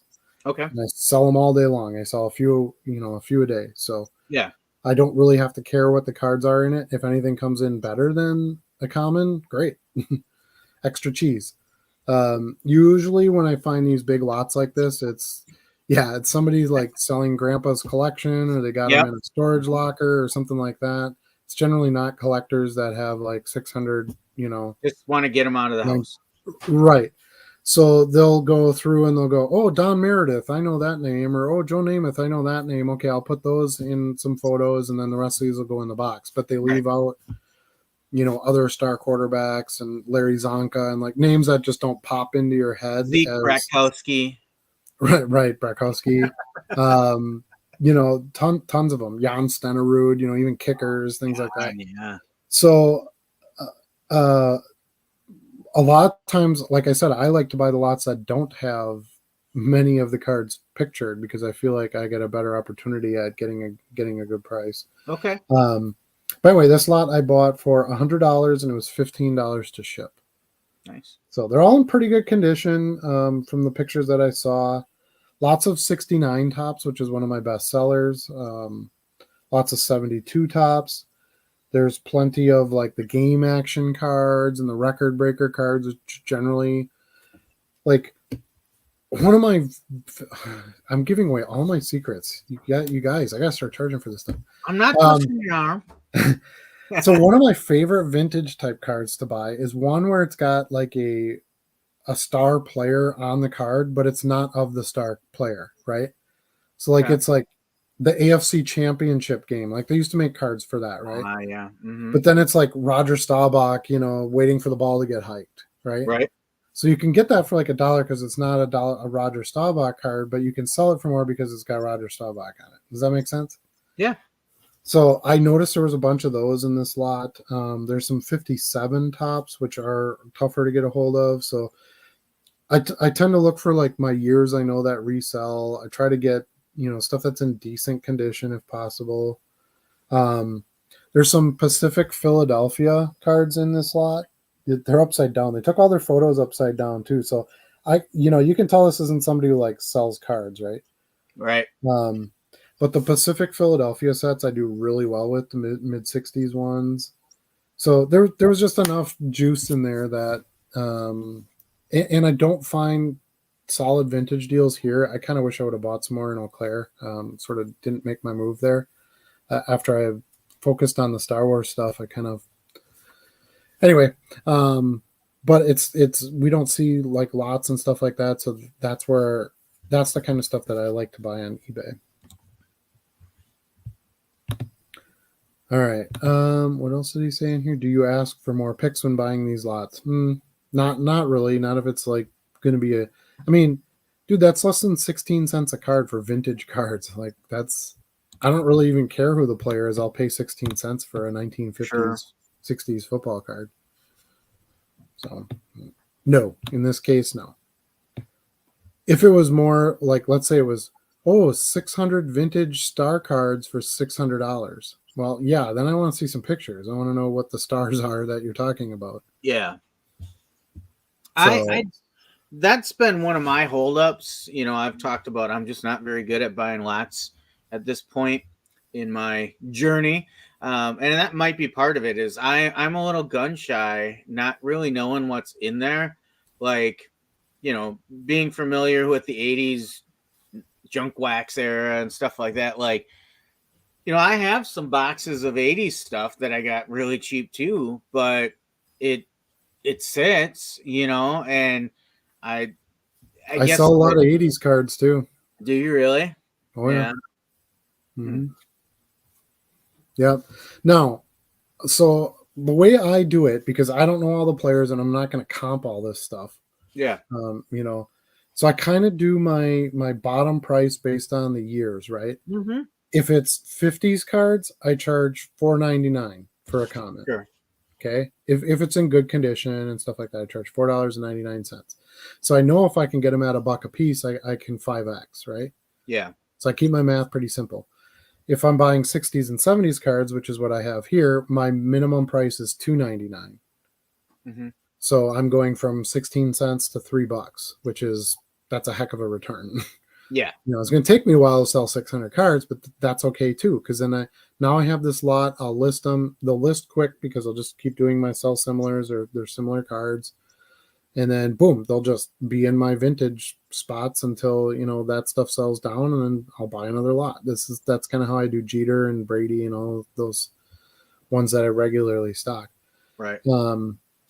So then if I was doing 80s, then it might be $1.99 per common, things like that. So I kind of just drop my price a bit based on the how vintage the cards are. So that's the way I do it, and it's worked pretty well for me, and I regularly have sales and make some decent money on it. It allows you to get to a buyer in this market too that is different from the buyer who's buying Brady cards and Pacheco cards and Purdy cards, and you don't want to limit yourself to just those buyers. There are buyers that are buying 1955. I had one guy buy 3 copies of I think it was Ann Wilcox. Yeah. 1955 Bowman card. Never even heard of that player before. Bought 3 copies at $4.99 a piece. They had a $15 sale on that card. We say it all the time. There's a buyer for everything. You just got to be patient to find them. Was it Ann Wilcox? No, somebody's gonna call me out on that because that doesn't sound right. Hold on a second. It doesn't sound right, but I was gonna let you go with it. It's Ann something, but it's like ANE is the guy's name. Obviously, it's a male. Didn't have women players in 1955. Actually, I don't think there's ever been a female NFL player, is there? Oh, Charlie Ann. His first name was Charlie. Last name was Ann. ANE. Okay, that makes more sense. So, played for the Lions, I believe. Ah, okay.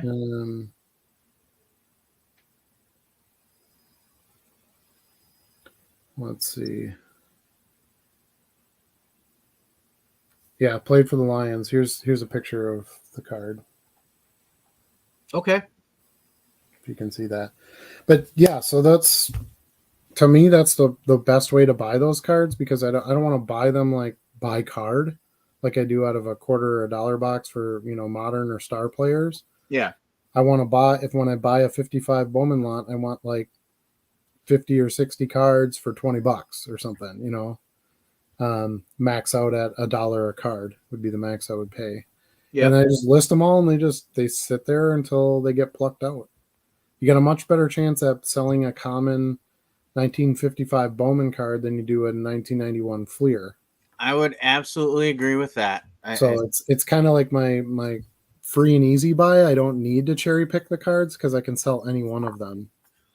And that's kind of the thinking that got me when we went to that Eau Claire show to say, I think it's about time I take a little dip into vintage. And because honestly, up until that point, I was focused really on modern, ultra modern cards primarily. I've got these 80s and 90s cards as well, but I hadn't done anything older than that. And that got me to look into the baseball in the 70s and a few 60s and things like that. So I haven't had great luck with the baseball or hockey. Well, now you tell me.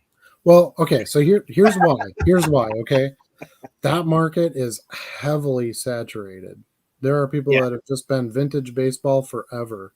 There aren't that many solid vintage football. So I had a hard time like getting decent deals on vintage baseball lots. They're mostly overpriced, and I think the collectors in that arena are like really picky on their cards, and I just didn't want to deal with that. Like I have 55 Bowman cards that have paper glued to the back and writing on them, and it doesn't matter. I sell them all. Really? And it just doesn't seem to.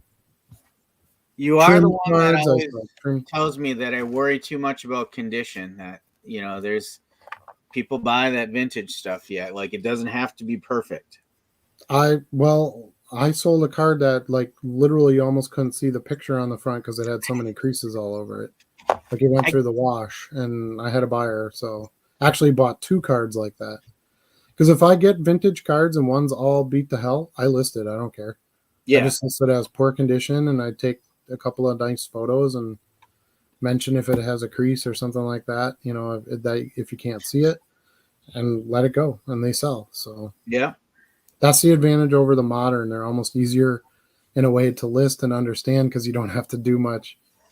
You don't have to care about the player's performance or anything like that. It just has to be old and in as good a condition as you can get for the cheapest price. That's like it. Those are the only parameters. So not being a set collector like that, I'm speculating on the mindset, but I'm assuming that it's kind of like, all right, I want everything in this set. I'll buy the best card I can get for now, but I can always upgrade to a better copy of that when I come across it again. I think that's common, but there's also like some really weird collections out there. Like I told you, a lot of miscut collectors, and it's the vintage miscut sells a lot better than the modern. Yeah. There's a lot of like they want their cards to beat up. They want them to look like they've had a life, that they've been experienced, that they've been through some bike spokes. And they can get them cheaper, right? So you can, instead of paying $5 for the common, you can get the common for $2. There you go. So it allows you to sort of hit a few different price points too. So with different buyers. So, and consequently, you're right. It might be a buyer who's like, man, I spent all this money on these other cards and I'm just missing this one card. I don't want to spend the $10 on it for a really nice copy. I'll just get this copy here from this dude for $2 and then I'll work on it later or something. Or I don't really care about that card, but I need to have it at least in the set. My OCD wants me to complete this.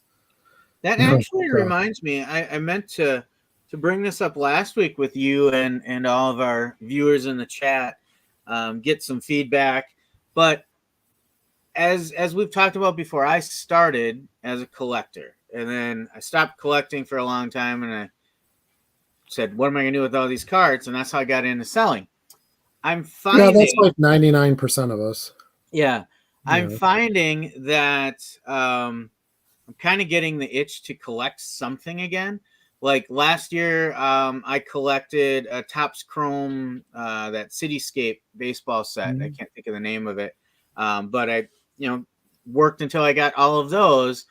Just small insert sets like that. If anybody's got a recommendation of something cool that I should check out to maybe scratch that itch by collecting some small set. I'm definitely not going to collect a whole 300-400 card set. That's just not what I do. But a cool insert set that you think I might like, let me know in the chat and I'll check it out. Yeah, I think it's important to participate in the hobby outside of just selling. I've got my Favre PC, and I will flip cards from it once in a while, especially if they get. I sold my Favre Kaboom the other day. Did I tell you that? Did you? You did not tell me that. I did. I had to because I bought it for $25. I got it when it came out, and no one cared at that time about cards or Kaboom inserts or anything. And they've been selling for like $270, $280 or so I've seen on eBay, and I got an offer for $500 for mine. I was asking $599. I just price everything high like that. When I list stuff like that, I price it way over. I don't really want to sell it right now, price. Right. And Kabooms are hot right now because they're in a release that just came out. Absolute. The CJ Stroud went crazy for crazy amounts of money. So I think there's just some renewed attention to it. So somebody bit on it and offered me $5, and I'm like, well, I have to sell it for $5. So, because I can buy another one for probably, especially once we're almost hitting the off season, they're going to go down anyway from that. But I'd probably buy another one for $250, something like that. We're going to be going to the National. There's Kabooms everywhere there. They're not as rare as you think they are. Okay. Really? Well, when you get in a room with 500 tables and everybody's got one, it's well, because that's what's going to hit a table, right? If you got a Kaboom, you're going to put it on your table. You know what I mean? Yeah. So I don't know. So I had to do it. Now, that's not a card that I wanted to get rid of by any measure, and I should probably get one back into my PC at some point, but $500 is $500. Right. I can buy a couple of other decent Favre cards that I like for that, that I've been keeping my eye on. And so your PC can give you some opportunities to get some money and do some other things too. It's not like you have to keep I collect this guy, so I have to keep every single card of him I ever get. Well, that's kind of a stupid way to look at it too. And we have the perfect avenue to sell that card. Like I got more money because of my standing on eBay. I'm sure of it. And I'm sure that's a part of it. So use that clout, to help you with your PC too. But yeah, and it wasn't graded. It was raw. Okay. So that was the other thing. I collect PSA graded cards, so I would have to grade it, and they're going to upcharge me because it's a stupid Kaboom and all this stuff. So it's just like, I'm just going to take the $500 and get out of this. They've made a couple Favres since then. This was the very first Favre Kaboom, but they made a couple since. So the population keeps going up as they put this player in another set and another set and another set. So anyway, that's kind of where I was at with that, and where I look at that negotiation tactic. And then the other thing I PC is vintage Star Wars. So, and I do exactly what you talked about earlier, Charlie. I have a pretty nice complete Series 1 set, which is the most important one, of course. Yeah. And then when I buy cards at shows or I get lots or whatever, and I see a really nice copy of a card, I actually do top load those. Those are the only cards in my whole collection that are top loaded. I'll go to those and I'll pull that card and I'll say, yep, this one's better. I'll pull out the one that's not as nice, and that's the one I list in my store. And I've just kept upgrading that way, and that's been worked out pretty well. I guess I do that in a sense too with my JJ Watt cards. They're specifically low end because they're actually in screw down covers on a plaque. So I don't want to put high end cards in there. But you've actually helped me spot a few cards and said, hey, you might want to trade what you got in there for this one because it would look really good in there. And I've actually done that. So I guess I haven't totally stopped collecting things. There's still some things I look for, and I say, I'm going to hold on to this. So. Yeah, and your PC doesn't have to have like a specific theme. You could just be like, I just want cool cards. So this one looks really cool. It's got Marvin the Martian. Yeah, it's got a bunch of crayons on it. I'm going to keep this one, right? You got to keep all your crayon cards. I held on to that for a while. So I like bright colored crayons. Right. So I do that. And then I also have another PC, and that's non-sport packs. So I have a little pack hobby too. those were always underpriced. Now that's probably changing since I told everybody to go buy non-sport cards, but there's a fun challenge to that. There's some packs that are pretty tough to get. Some of them you can score a deal on them once in a while. I love the boxes. They look good for display, unlike modern card boxes. If you can get a full box, that's fun. And they're less expensive than, if you want a 1970 Topps baseball box, you're going to pay what, like $5,000 or something? Yeah. I can get a 1970s, Marvel box for $125. So it's, I don't know. It's just the artwork on them is cool because non-sport is usually like cartoons and movies. So I always have really good looks on them, versus like that generic looking baseball character player that they put on the pack. They spend time on the pack displays for non-sport. You get some wacky inserts with them. I have the one AIDS awareness pack that has a condom in it. Really? Yep. I have never seen that. Yeah. So, well, that's because you don't watch my videos, but, but anyway, and I'll probably do a pack update at some point video. Not right now because it's right now. Those are all on display across from where the office is I'm building. So I'm not doing any of that. There's stuff in the way or whatever. But anyway, so yeah, I don't even know how we got this far off track because we were talking about vintage football lots. But oh, you know how we got that far off track? Yeah, the goal holes. I had a card ship from Madison to Chicago area, but I was confused because it took a D through tour through Dallas. Yes, that happens. Luckily, it ended up making it back. Usually there's two endings to that. Well, three endings, I guess, potentially to that scenario. It actually gets on track and gets delivered, or they just give up and send it back to you. Yeah. Or it just gets lost in the shuffle and never ends up anywhere. Yeah. So it's kind of a crapshoot. Laugh my ass off. It's a heart. No, it's not. It's a reverse farting butt. I see it now. I see it. A sideways ice cream cone. What is the percent of cards you sell at $10 or more? I can't tell you that percent, but I can tell you my average card sale is $3.58. Okay. That is information provided by eBay. Although I haven't looked at that in a couple months, it might be a tad lower now because I've been selling way more lower stuff. Because I was doing bigger quantity discounts, buy 15 cards, get half off or something like that. So yeah, generally those are, lower dollar cards, but I feel my percentage is pretty low, single digits, just because I don't list a lot of, higher dollar cards. When I do, they often sell. I mean, I do have one actually sold tonight, $20 for a Luka card, which I think this buyer used one of my coupons in a way that really kind of hurt me because I had that listed a little over $20. And with the coupon, it came to like $20.26. So now I have to send a card advantage. Yep, you do. Well, what was the coupon? Was it like buy a certain number of cards or? That I'd have to see which one he used because I had a couple going on there. Oh, you know what? This was the one to thank previous buyers, I think, because of the delays with the weather. So I think I did something like just a percent off. A percent off their next card. Yeah. Got it. Yeah, and remember we talked about this early on. That's a lot of times if I have a card that I think I can sell for $23, $24, $25, I just list it at $19.99. Yeah. Because you're going to end up spending, the $4 or $5 on the postage, price it less, sell it right away. You won't have to deal with offers, that kind of thing.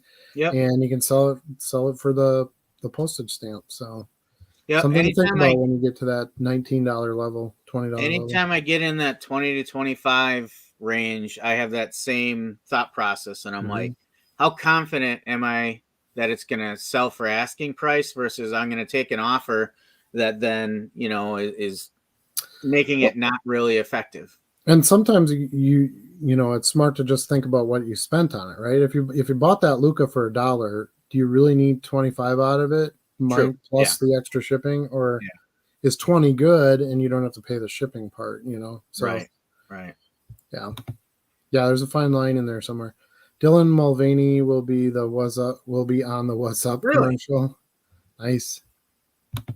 I'm looking forward to that. Sell or list? I don't know what that means. Adam, if you tried the 8170 scanner, you would eventually wonder what you did without it. Yeah, it That's might what be. I'm looking at. That might be. Right now, I don't know. It doesn't. It's not. It doesn't feel like I have to kind of thing. Not like the printer. Charlie, I tried the scanner and I actually really like it. If you want some input, I got one that works for $70 at AutoFeeds with Card Dealer Pro. I listed 600 cards this past week and it took 2 hours. Okay. So in 2 hours, I list a card in just under 45 seconds. So I list about 100 cards an hour. So he did about 3 times what I would do in 2 hours. But you're also a full-time seller. That's correct. You also have to look at it like, okay, great. That makes it really fast to scan cards, but that's not, I don't know.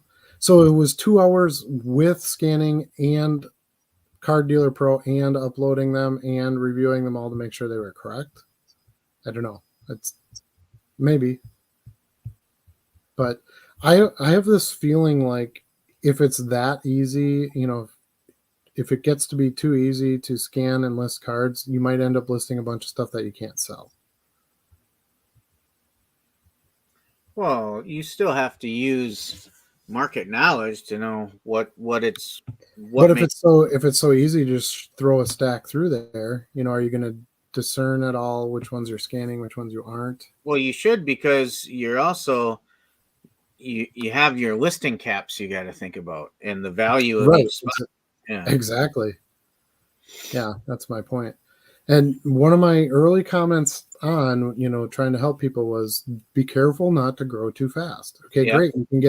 You get 5,000 listings up and you have 1 hour a day to work on this because you got another job and a kid and, you know, whatever else going on. Now you sell 200 cards that day. Can you handle that? Yeah. You know, if you fail on that end, it doesn't matter how many cards you list. Do you like to list card? Also, think of the cost. So there was a $70 scanner. That seems really, really cheap, but good for you if you found a good one that works. And then you're also paying $60 a month for Card Dealer Pro. So you have that added expense as well. Can you get Card Dealer Amateur for a reduced rate? Card Dealer Novice. What is it? Was it called Poon or Pawn or Pawn? You know, where did we just go? What? Yeah, when you're like a new level player, you're a pawn, not a noob. Yeah, noob. Maybe that's it. I don't know. Whatever. Do you like to list card lots of players or piece them out? If both, what is your logic? I sell pretty much all my cards individually, except for base non-sport cards that are just really tough to sell individually. And I pretty much just got those cards because I was buying like the stickers or whatever. So those all lot out into like, I generally do a 12 card lot because I can ship 6 on 6 in each card saver and then put them together to ship together in an envelope. So I do very few lots. I haven't had great luck with them so far. I don't know if I've sold a lot yet, to be honest with you, but I only have maybe a half dozen total that I've tried to list. The rest is all singles. Yeah, I like selling singles. It's more fun, works better for me, and you can kind of maximize your money that way. I got to spend money to make money. Charlie buy the scanner, and that is how I'm at 1,000 listings. Card Dealer Pro AI is solid. Yep. So Max's comment, that's kind of how I think about it too. I'm in this for the long haul. Sure. I'm watching my business grow and I'm planning for the future. That scanner is not going to be any cheaper with inflation in a couple of years. Well, I guess adjusting for inflation, it might be cheaper, but you know, I don't know. I feel like it's an investment in the future of my business if I were to get it, because I see a time when I'm going to need to rely on it. Sure. And I think I can get value out of it now, to be honest with you. And I also think that I'm going to loan it out to you for a week or two when I get it. And you're going to be like, okay, we need to talk. Right.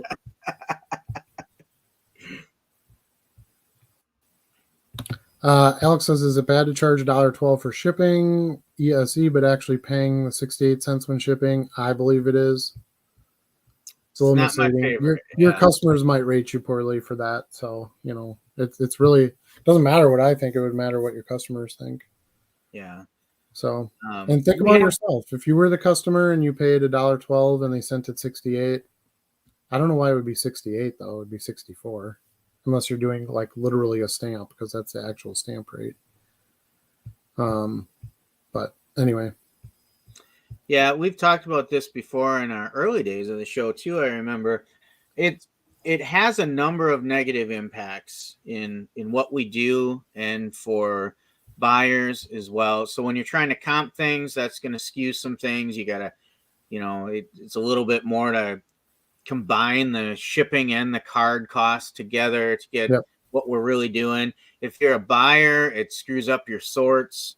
It's not ideal. I wouldn't say it's unethical by any means. It's right. It's fine if that's what you want to do, but I think an overwhelming majority of people would say, yeah, I wish people wouldn't do that. There's a lot of buyers that ship or that search by sorting by free shipping too. So you're going to miss some buyers just because you're trying to add in the shipping versus putting it in the price. So you get a few less eyes that way. MD says, Adam, you say you aren't behind listing, but you have stuff from the national 8 months ago that you're listing. Yes, that is correct. I do. It's my lesser solid stuff. So things I took a fly on or I got in a big bulk deal or whatever, that isn't a priority to list. That's the only reason they're still there. They would, the good stuff, like all the really, that's all listed. So Alex, that's not a big deal. It's all incorporated into the final cost of the item. If you can ship for cheaper, then great. I list most things for free. Yep, exactly. Same with us. Tom Bullard's here. I'm here, y'all. Don't worry.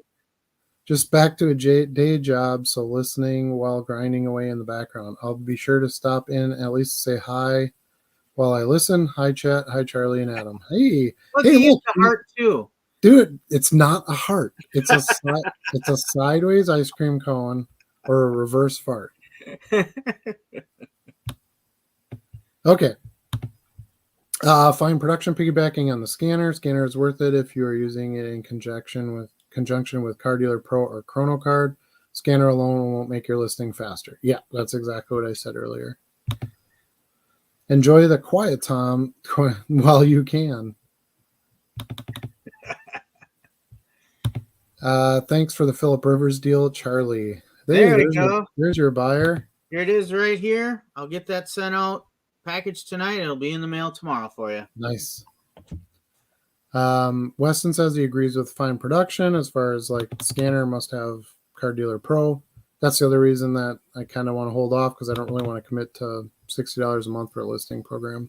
And I don't like to list on my desktop. So that's a big turn off for me. You're very anti-desktop. You usually don't use it even for the show. You do everything on your phone.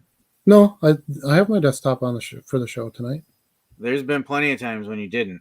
Yeah, because my camera wasn't working. I had to fix my camera. So for the last I don't know, probably 2 months or so now, I've been on my desktop. No, I'm not a huge desktop fan. If I can do something mobile, I'd rather do that. Give me Trump over a hack bar all day. I don't have any Trump cards. I haven't seen any. Have you? I had the Trump Playboy card a couple of times. Okay. But I haven't had one in a long time. I mean, since things are way crazy on that side of, things. I have many other president cards. I do not have a Trump. I would grab it if I saw it. Well, yeah, of course, but it would be overpriced too. So, let's see. Bill says he's hearing a lot of cha-chinging. Who's getting all the sales? That would be Charlie. I turn my sound off during the show, so it's not distracting. It's ambient noise. Cha-chings are ambient. I sleep to it now. Customers don't mind paying it, and also buyers kind of pay for the entertainment. Actually, get to see the cards up front.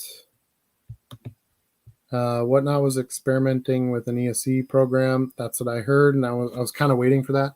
But the buyer base on Whatnot doesn't care about low end, so I don't think it will work. And that's why I haven't done sales on there, because it's hard to sell.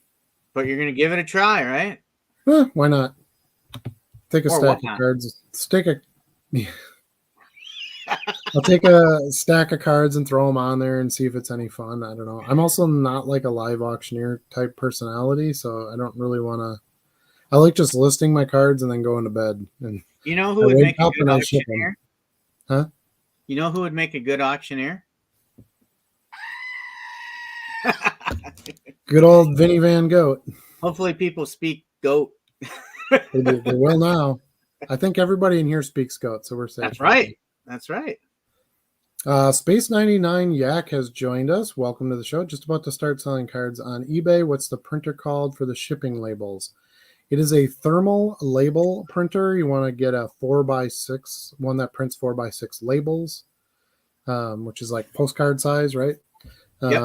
And there's a ton of them out there. So just find one that you like, and probably try not to go with the cheapest one if you can help it.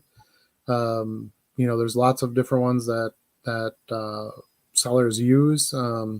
Rollo is kind of talked about once in a while. I use a Giose or Giose, Jiose. When are you going to get that affiliate link? Yeah, Charlie uses the same one. I know I should affiliate that, but yeah, maybe I'll add that to my project list for tomorrow, maybe.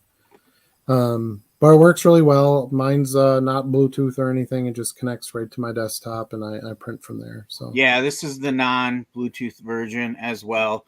yeah. It's like $50, $55.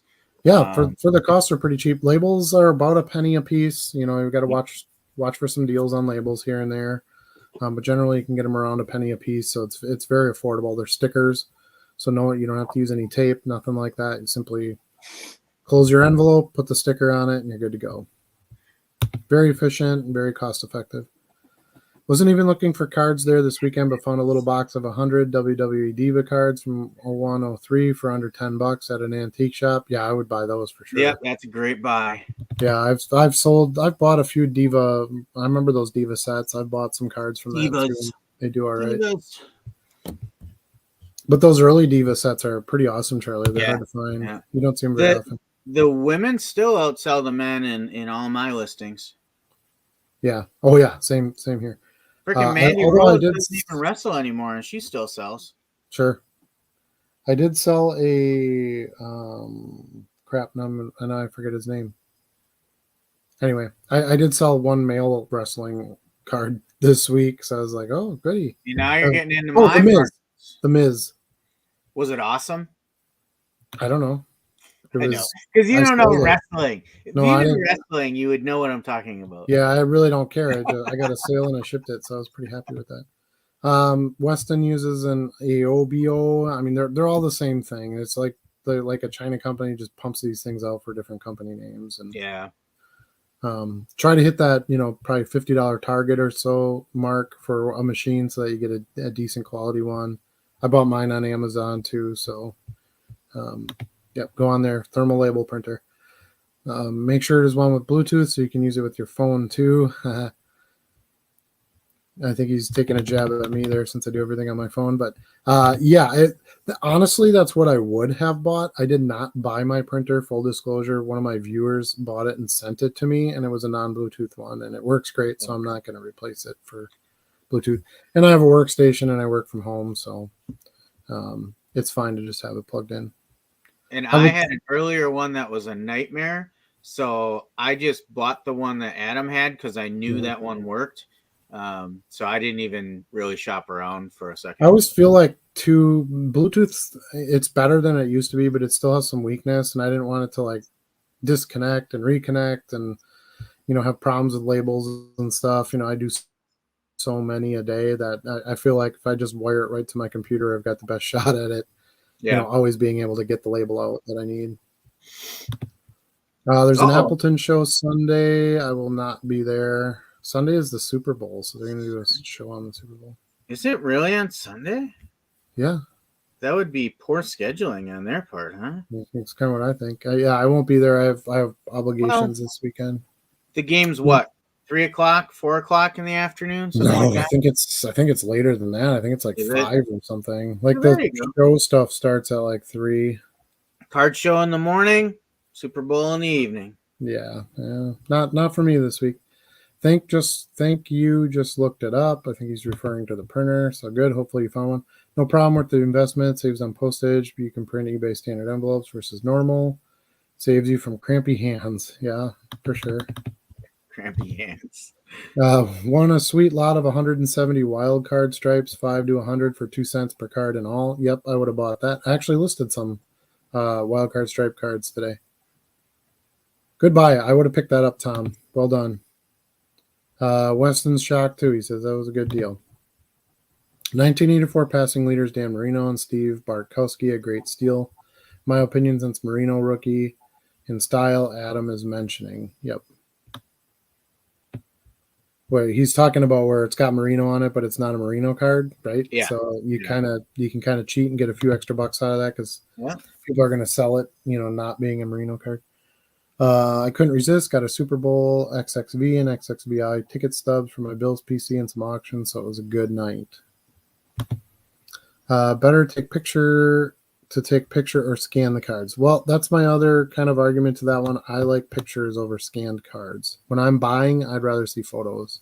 Yeah. So to each his own. There's nothing wrong with scanning, and there's nothing wrong with taking photos. So you got to do what works for you. Especially with the Panini flashy parallels and stuff like that, I'm concerned what a scanner will do with them. And it doesn't really matter when I see what other people are doing. I'm the type, like, I gotta see it for myself before I really know if I'm sold or not. Yeah.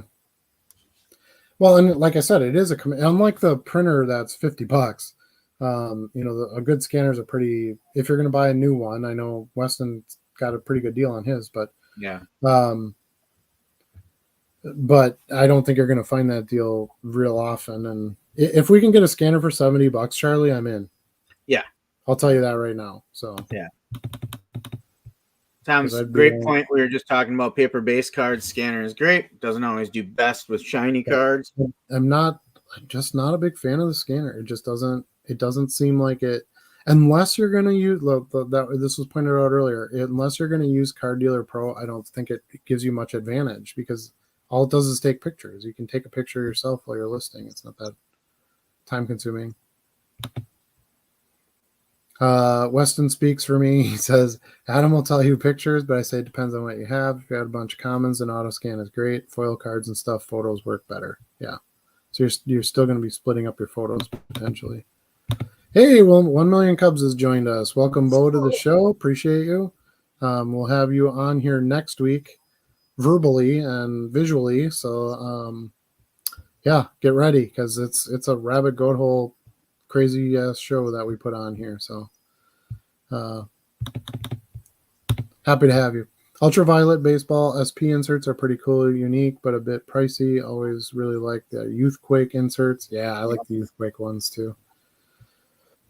Yeah, there's some pretty cool inserts out there. You don't have to buy downtowns. You don't have to buy Kabooms, like the fad thing that everybody's jumping after. Those aren't the only good inserts out there. Yep. Jamie has joined us. He said he's late. Glad you could make it. Welcome to the show. Good to see you, Jamie. Joe is here. Hey, boys, I've been watching, but phone dead. Oh, boy. Oh, boy. The rotary phone went dead, too? Rotary phone. Let's see. Doubtful Bud Light is going to use Mulvaney ever again. They paid for doing that big time, lost billions. Yeah, I don't even know who that is, so... you can easily eclipse the cost per month of CDP by listing 100 cards per day instead of 50. Sure. Bargain Boxer says, Bo's here. Oh, we had a discussion about some of your activities earlier in the show tonight. Fine Production says he got the same printer too. Best investment. Yep. They bought him the printer because his past videos show him licking the envelopes. Yeah, no, I got that way before I was licking the envelopes, but yeah. After taking a sip of his Bloody Mary. Hey, that's the life, isn't it? I can do that during the day, unlike you people. Yeah, that's true. The Super Bowl's at night, guys. Nothing wrong with a show in the morning. Sold out show. Sure, I'm sure it is. I like that Appleton show. I go to that fairly regularly. This time, like right now, I just got stuff going on, but otherwise I'd be going. Now that I'm 3 to 11 Eastern, I miss a lot of the show. How's everyone tonight? Patient Picker is here. Thanks for joining us. We're doing pretty well. We've got some talks about kind of some of our usual talks, scanners, photos, listing, yep, shipping, post office, clerks, one-eared goats, the kind of the usual. Time is money. Not sure where the disconnect is. A scanner alone would still speed up the process. Pair it with CDP, and you can 5x your listing capacity. Mulvaney was the trans person they used as their spokesperson during COVID. Have a few old clients who ran the distributorship for Budweiser in central Wisconsin. It was not good. I remember this. Yeah, I don't follow any of that stuff. I don't watch as much live TV. And I certainly don't drink Bud Light, so it wouldn't have impacted me anyway. Missed you guys at the Stevens Point show this past Saturday. Was well attended. Yeah, I've been to the Stevens Point one before. I went probably last summer or so. I haven't been out there since. I wouldn't mind going to that one again. It's a little bit of a haul for us. It's hour and 45 minutes, something like that. Yeah, I think so. So when we do the further away ones, we just kind of have to be a little bit more selective on it. Like I said, I have a pretty decent amount of stuff that I can list yet too. So maybe once a quarter or twice a year, we can do some of those road trip ones. Yeah, exactly. Let's see. Patient Picker wants to know how many listings did you get to when you started to notice regular daily sales over 1,000 listings, or was it several hundred? I think that's questions for you, Charlie. Because you said you were talking about Scott. Oh, yeah. It was actually, so I noticed a bump in that 500 to 1,000 listings where the gaps started getting smaller. But I think it was about 1,300 where I really felt like, okay, things are getting steady now. And they just continue to grow step level increments. As I list more and more, my sales get a little bit more each day on a per day average. So, and I think you saw the same when you started, Adam. I mean, that was like, 1998 or something. That was such a long time ago. Yeah, I probably started about 3 years ago or so. It was probably when I got to like the 2,500 listings or so. I want to say it was kind of a turning point for me where I was like, oh man, I can actually and it was unintentional. I was just listing stuff I had that, I wasn't doing it as a business or anything. I just listed stuff that I didn't want to keep, or I got in lots that, came with cards I wanted, and the stuff started selling, and I thought, oh geez, this is kind of a real thing that I can actually do and make some extra money at. And but I've chosen to take more of a path of grow, just continuously over time and not slam a bunch of listings out there at one time and just make it manageable. And that's worked pretty well for me. So the other thing is I wanted to learn as I went. I didn't know every card. Charlie was just talking about vintage. He doesn't really know vintage. Should he go out and buy a lot of 1,000 vintage cards? Probably, and list them all? Probably not. You might want to, buy a lot of 20 or 30 and get a few out there and, just kind of grow it at a pace that you can actually handle it. Right. So I was just going to say that in follow up to this question, it's not just one thing. It's not just listings, at least in my case. So October was the turning point for me. And I don't remember exactly where my listings were at then. If we went back to the show, we could probably see that because we talked about it a lot. I think it was about 1,300, but that wasn't the only thing that changed for me. The other thing that changed for me was using promotions more frequently. the dynamic promotions, and also the end listing sell similar strategy that Adam talks about a lot. So it was more than one thing, but I will tell you, I'm looking at the charts right now. My sales almost tripled from March through September average to October moving forward, and that's because of the consistency. Yeah, we've talked about this before a lot too, just looking at measuring growth and thing. And I just, as long as I'm going in the right direction, I feel like it's fine, Yeah. I consistently have good regular sales. I pick up good inventory. I list things that I know will sell right away first. Yep. Stuff like that. And it'll keep going for you. So, and I can't get out to a card show. I guess I don't have this notion of I got to buy 10,000 cards this week and sell 10,000 cards this week. I want to have a consistent growth level, and I want to make sure that I'm buying cards that I feel like will sell. Even if it's a card that I feel like won't sell right away tomorrow, but I know I can sell for a decent profit, but it might take a little longer. I don't mind buying a card like that either. So yeah, you have to decide. There's a million and one places to go in this market or in this business, however you want to look at it. You have to decide what you want to do with that. Do you want to sell mid-end stuff? Do you only want to do chrome stuff? I've talked to other buyers, or flippers, whatever, and they're like, well, I don't buy Chronicles because it doesn't sell. I only buy Prism cards. Okay, well, that's a play too, so yeah, you just really have to decide where everything fits for you. Yeah. I've been consistently, I know you guys are pounding on me about the scanner thing, but I've been listing very consistently for a long time, just using my phone, getting a couple hundred on here, a couple hundred on there. I've been growing it that way, been able to handle the sales, and I'm glad I didn't just shove them all out and get all these sales at once, because I'm literally changing my entire way that I do inventory at this point. So I wouldn't have wanted to push it, and then I wouldn't have been able to keep up. So this is allowing me to kind of make those changes and continue my growth, but at a pace that is something that is healthy, and not going to cause challenges for me to be able to meet my goals and be able to make my customers happy, which is really what matters. So let's see. Scott says, Scott joined us. Welcome, Scott. Late to the show, Scott. I know. Burning question: how do I get my default shipping to ESE when doing sell similar and other listings? First, so you have to click on the little link that says shipping service, and it's probably, when you do sell similar, generally will default to like Ground Advantage. So you have to click on that and then kind of scroll down and choose eBay standard envelope. That's how you change that. That's how you change it, but I think you'd like to see it more consistently populate to that. And I feel like I had this same problem until I built my shipping business policies. Yes, you can do that too.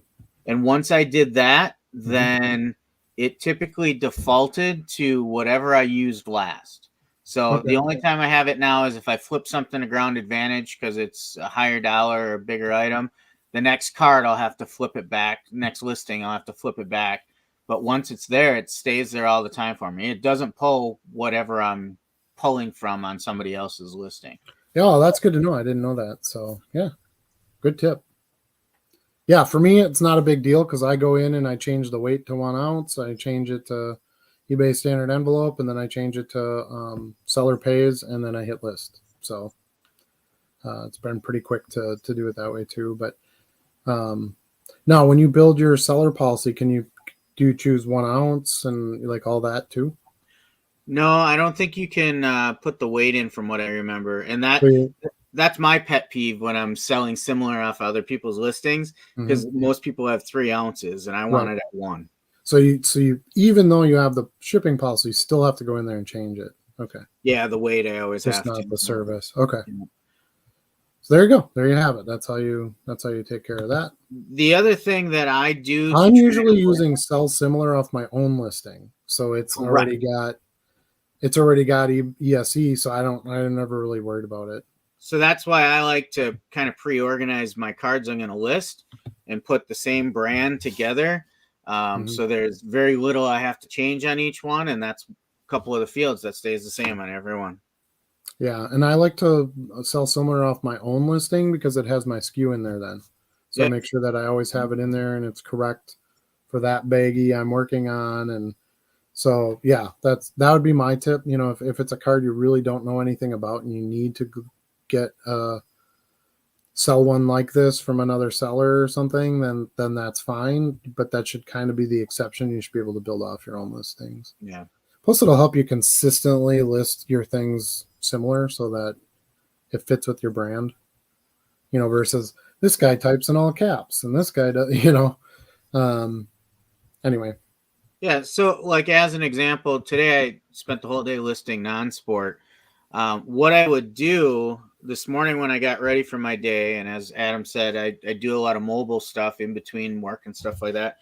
I would group my cards by similar sets, and I pick them specifically that way. I would typically take the first one and probably grab someone else's listing to use it. But then every other card in that set, I sell similar off the one I built. Correct. Yeah, I've done that too. Yeah. Now, the one exception, and I was actually listing these today, so it came up, but my one exception is when I'm listing a bunch of non-sport promo cards because they're just all over the board. Like I had some Mr. Bean cards, and then I had some Gilligan's Island cards, and then I had a card for some like horror actor that had a bunch of. So it's so random and so different. Yeah. Even if I have to go in and change like the shipping service or whatever, it's still faster for me to just copy over all that totally different verbiage in a successful listing from another seller. So when you're doing enough of it, you'll get used to it and you'll be able to grab what you need. Yeah. That's the other thing. I sell a lot of non-sport stuff, and as far as I know, that's not in Card Dealer Pro either, or gaming cards. Yeah. Maybe Pokemon's in there, but I think they added Pokemon now. You're right. I think they did add Pokemon, so that might be. So they might be building it out yet, and adding a lot more of that stuff. We'll have to see. I have to change the SE, adjust the weight, and then also it defaults to auction. Correct. That's what I get to when I copy from another one. Yeah, if you're copying your own, it'll stay on Buy It Now. Yep. And then I don't have to change it from auction every time. I do if I copy from another. If I do a sell one like this from another seller, then yes, I get it. You know what though? The reason I don't have to change it, I don't think, is because I only search for Buy It Now listings when I look for one. I don't do that. I just and a lot of times again, I'm searching for like these weird rare promo cards. Yeah, there might only be one listing out there, and it's an auction. So yeah. Space 99 Yak wants to ask the evil question about taxes. How do you track cost of sourcing the card versus the profit you make? You have to do it. So if you spend $200 at a show, you got to put somewhere, in your tracking that you spent $200 at that show. And then as you sell the card, whatever the difference is, that's your profit. I don't do it card by card. I do it by like buys and group buys and group sells. So, but talk to an accountant. So that you do it consistently is the main thing, is that you're doing it the same way so that you can easily explain what you were doing. There's no way around it. No, kind of sounds that way to some degree. Can you explain Charlie not following? I think he did. Adam, since you are the expert with Star Wars, do the wrappers sell? I got like 10 of them in mint condition. The vintage ones, if they're in good condition, yeah, they'll sell. Not for a lot. I think I think probably the first series ones would obviously sell for the most, and I think I've seen them go for like $7 to $10 for a nice, complete, in good shape wrapper. The later series, like second series, third series, so like the red ones, the yellow ones, the orange, green, and orange sets, those aren't going to go for quite as much, like $3-4 maybe. But yeah, there's some value if you don't want them and you're looking to make something on them. Sure, they're pretty easy to ship. You can kind of fold it and throw it in a top load or a card saver, and it should ship just fine. Yep. MD says cash method, spend X at a show equals write-off, sales at the end of the year, your revenue. Just weigh the two against each other at the end of the year. Yeah, that's how I do it too. Yeah, So, I keep it simple like that too. yeah. And like I said, it has to be consistent. If you do the cash method this year, you can't do it to first in, first out, or whatever the other option is next year. You have to keep it at the cash method. So that's the biggest thing. Whatever, talk to an accountant, because whatever you do, you should be doing that going forward. Right? Yep. Okay. We are not tax experts. We are not giving tax advice, and it is something that's important to have come up in conversation on occasion. Definitely, we are talking about trying to do stuff to make money, and you have to be reporting those types of activities. But yeah, tax situations are so individual. You need to figure out what your situation is. We need like the Micro Machines guy to come in and do a disclaimer. The The information shared within this podcast is not considered professional tax information. Well, that was pretty good. We just need you. You know who can do it even faster? The Stew. Well, it looks like it's getting to be about that time, my friend. Yeah, we cleaned out the chat. We didn't do too bad. I had to skip ahead a little bit, but thanks everybody for watching. We really appreciate you. Hopefully we'll see you next Wednesday. We're going to have Bo on here. I believe he's going to be on the whole show with us. I haven't sort of gone over the details with him yet, just confirmed that he would be available and want to be on the show. So we're excited about that. Charlie and I have a show next weekend, so we'll talk about that a little bit, and might adjust some of my shipping processes. I'll kind of let you know how that goes. But until then, just keep listing and shipping and listing and having some fun. Keep on grinding, right? Peace. Peace out.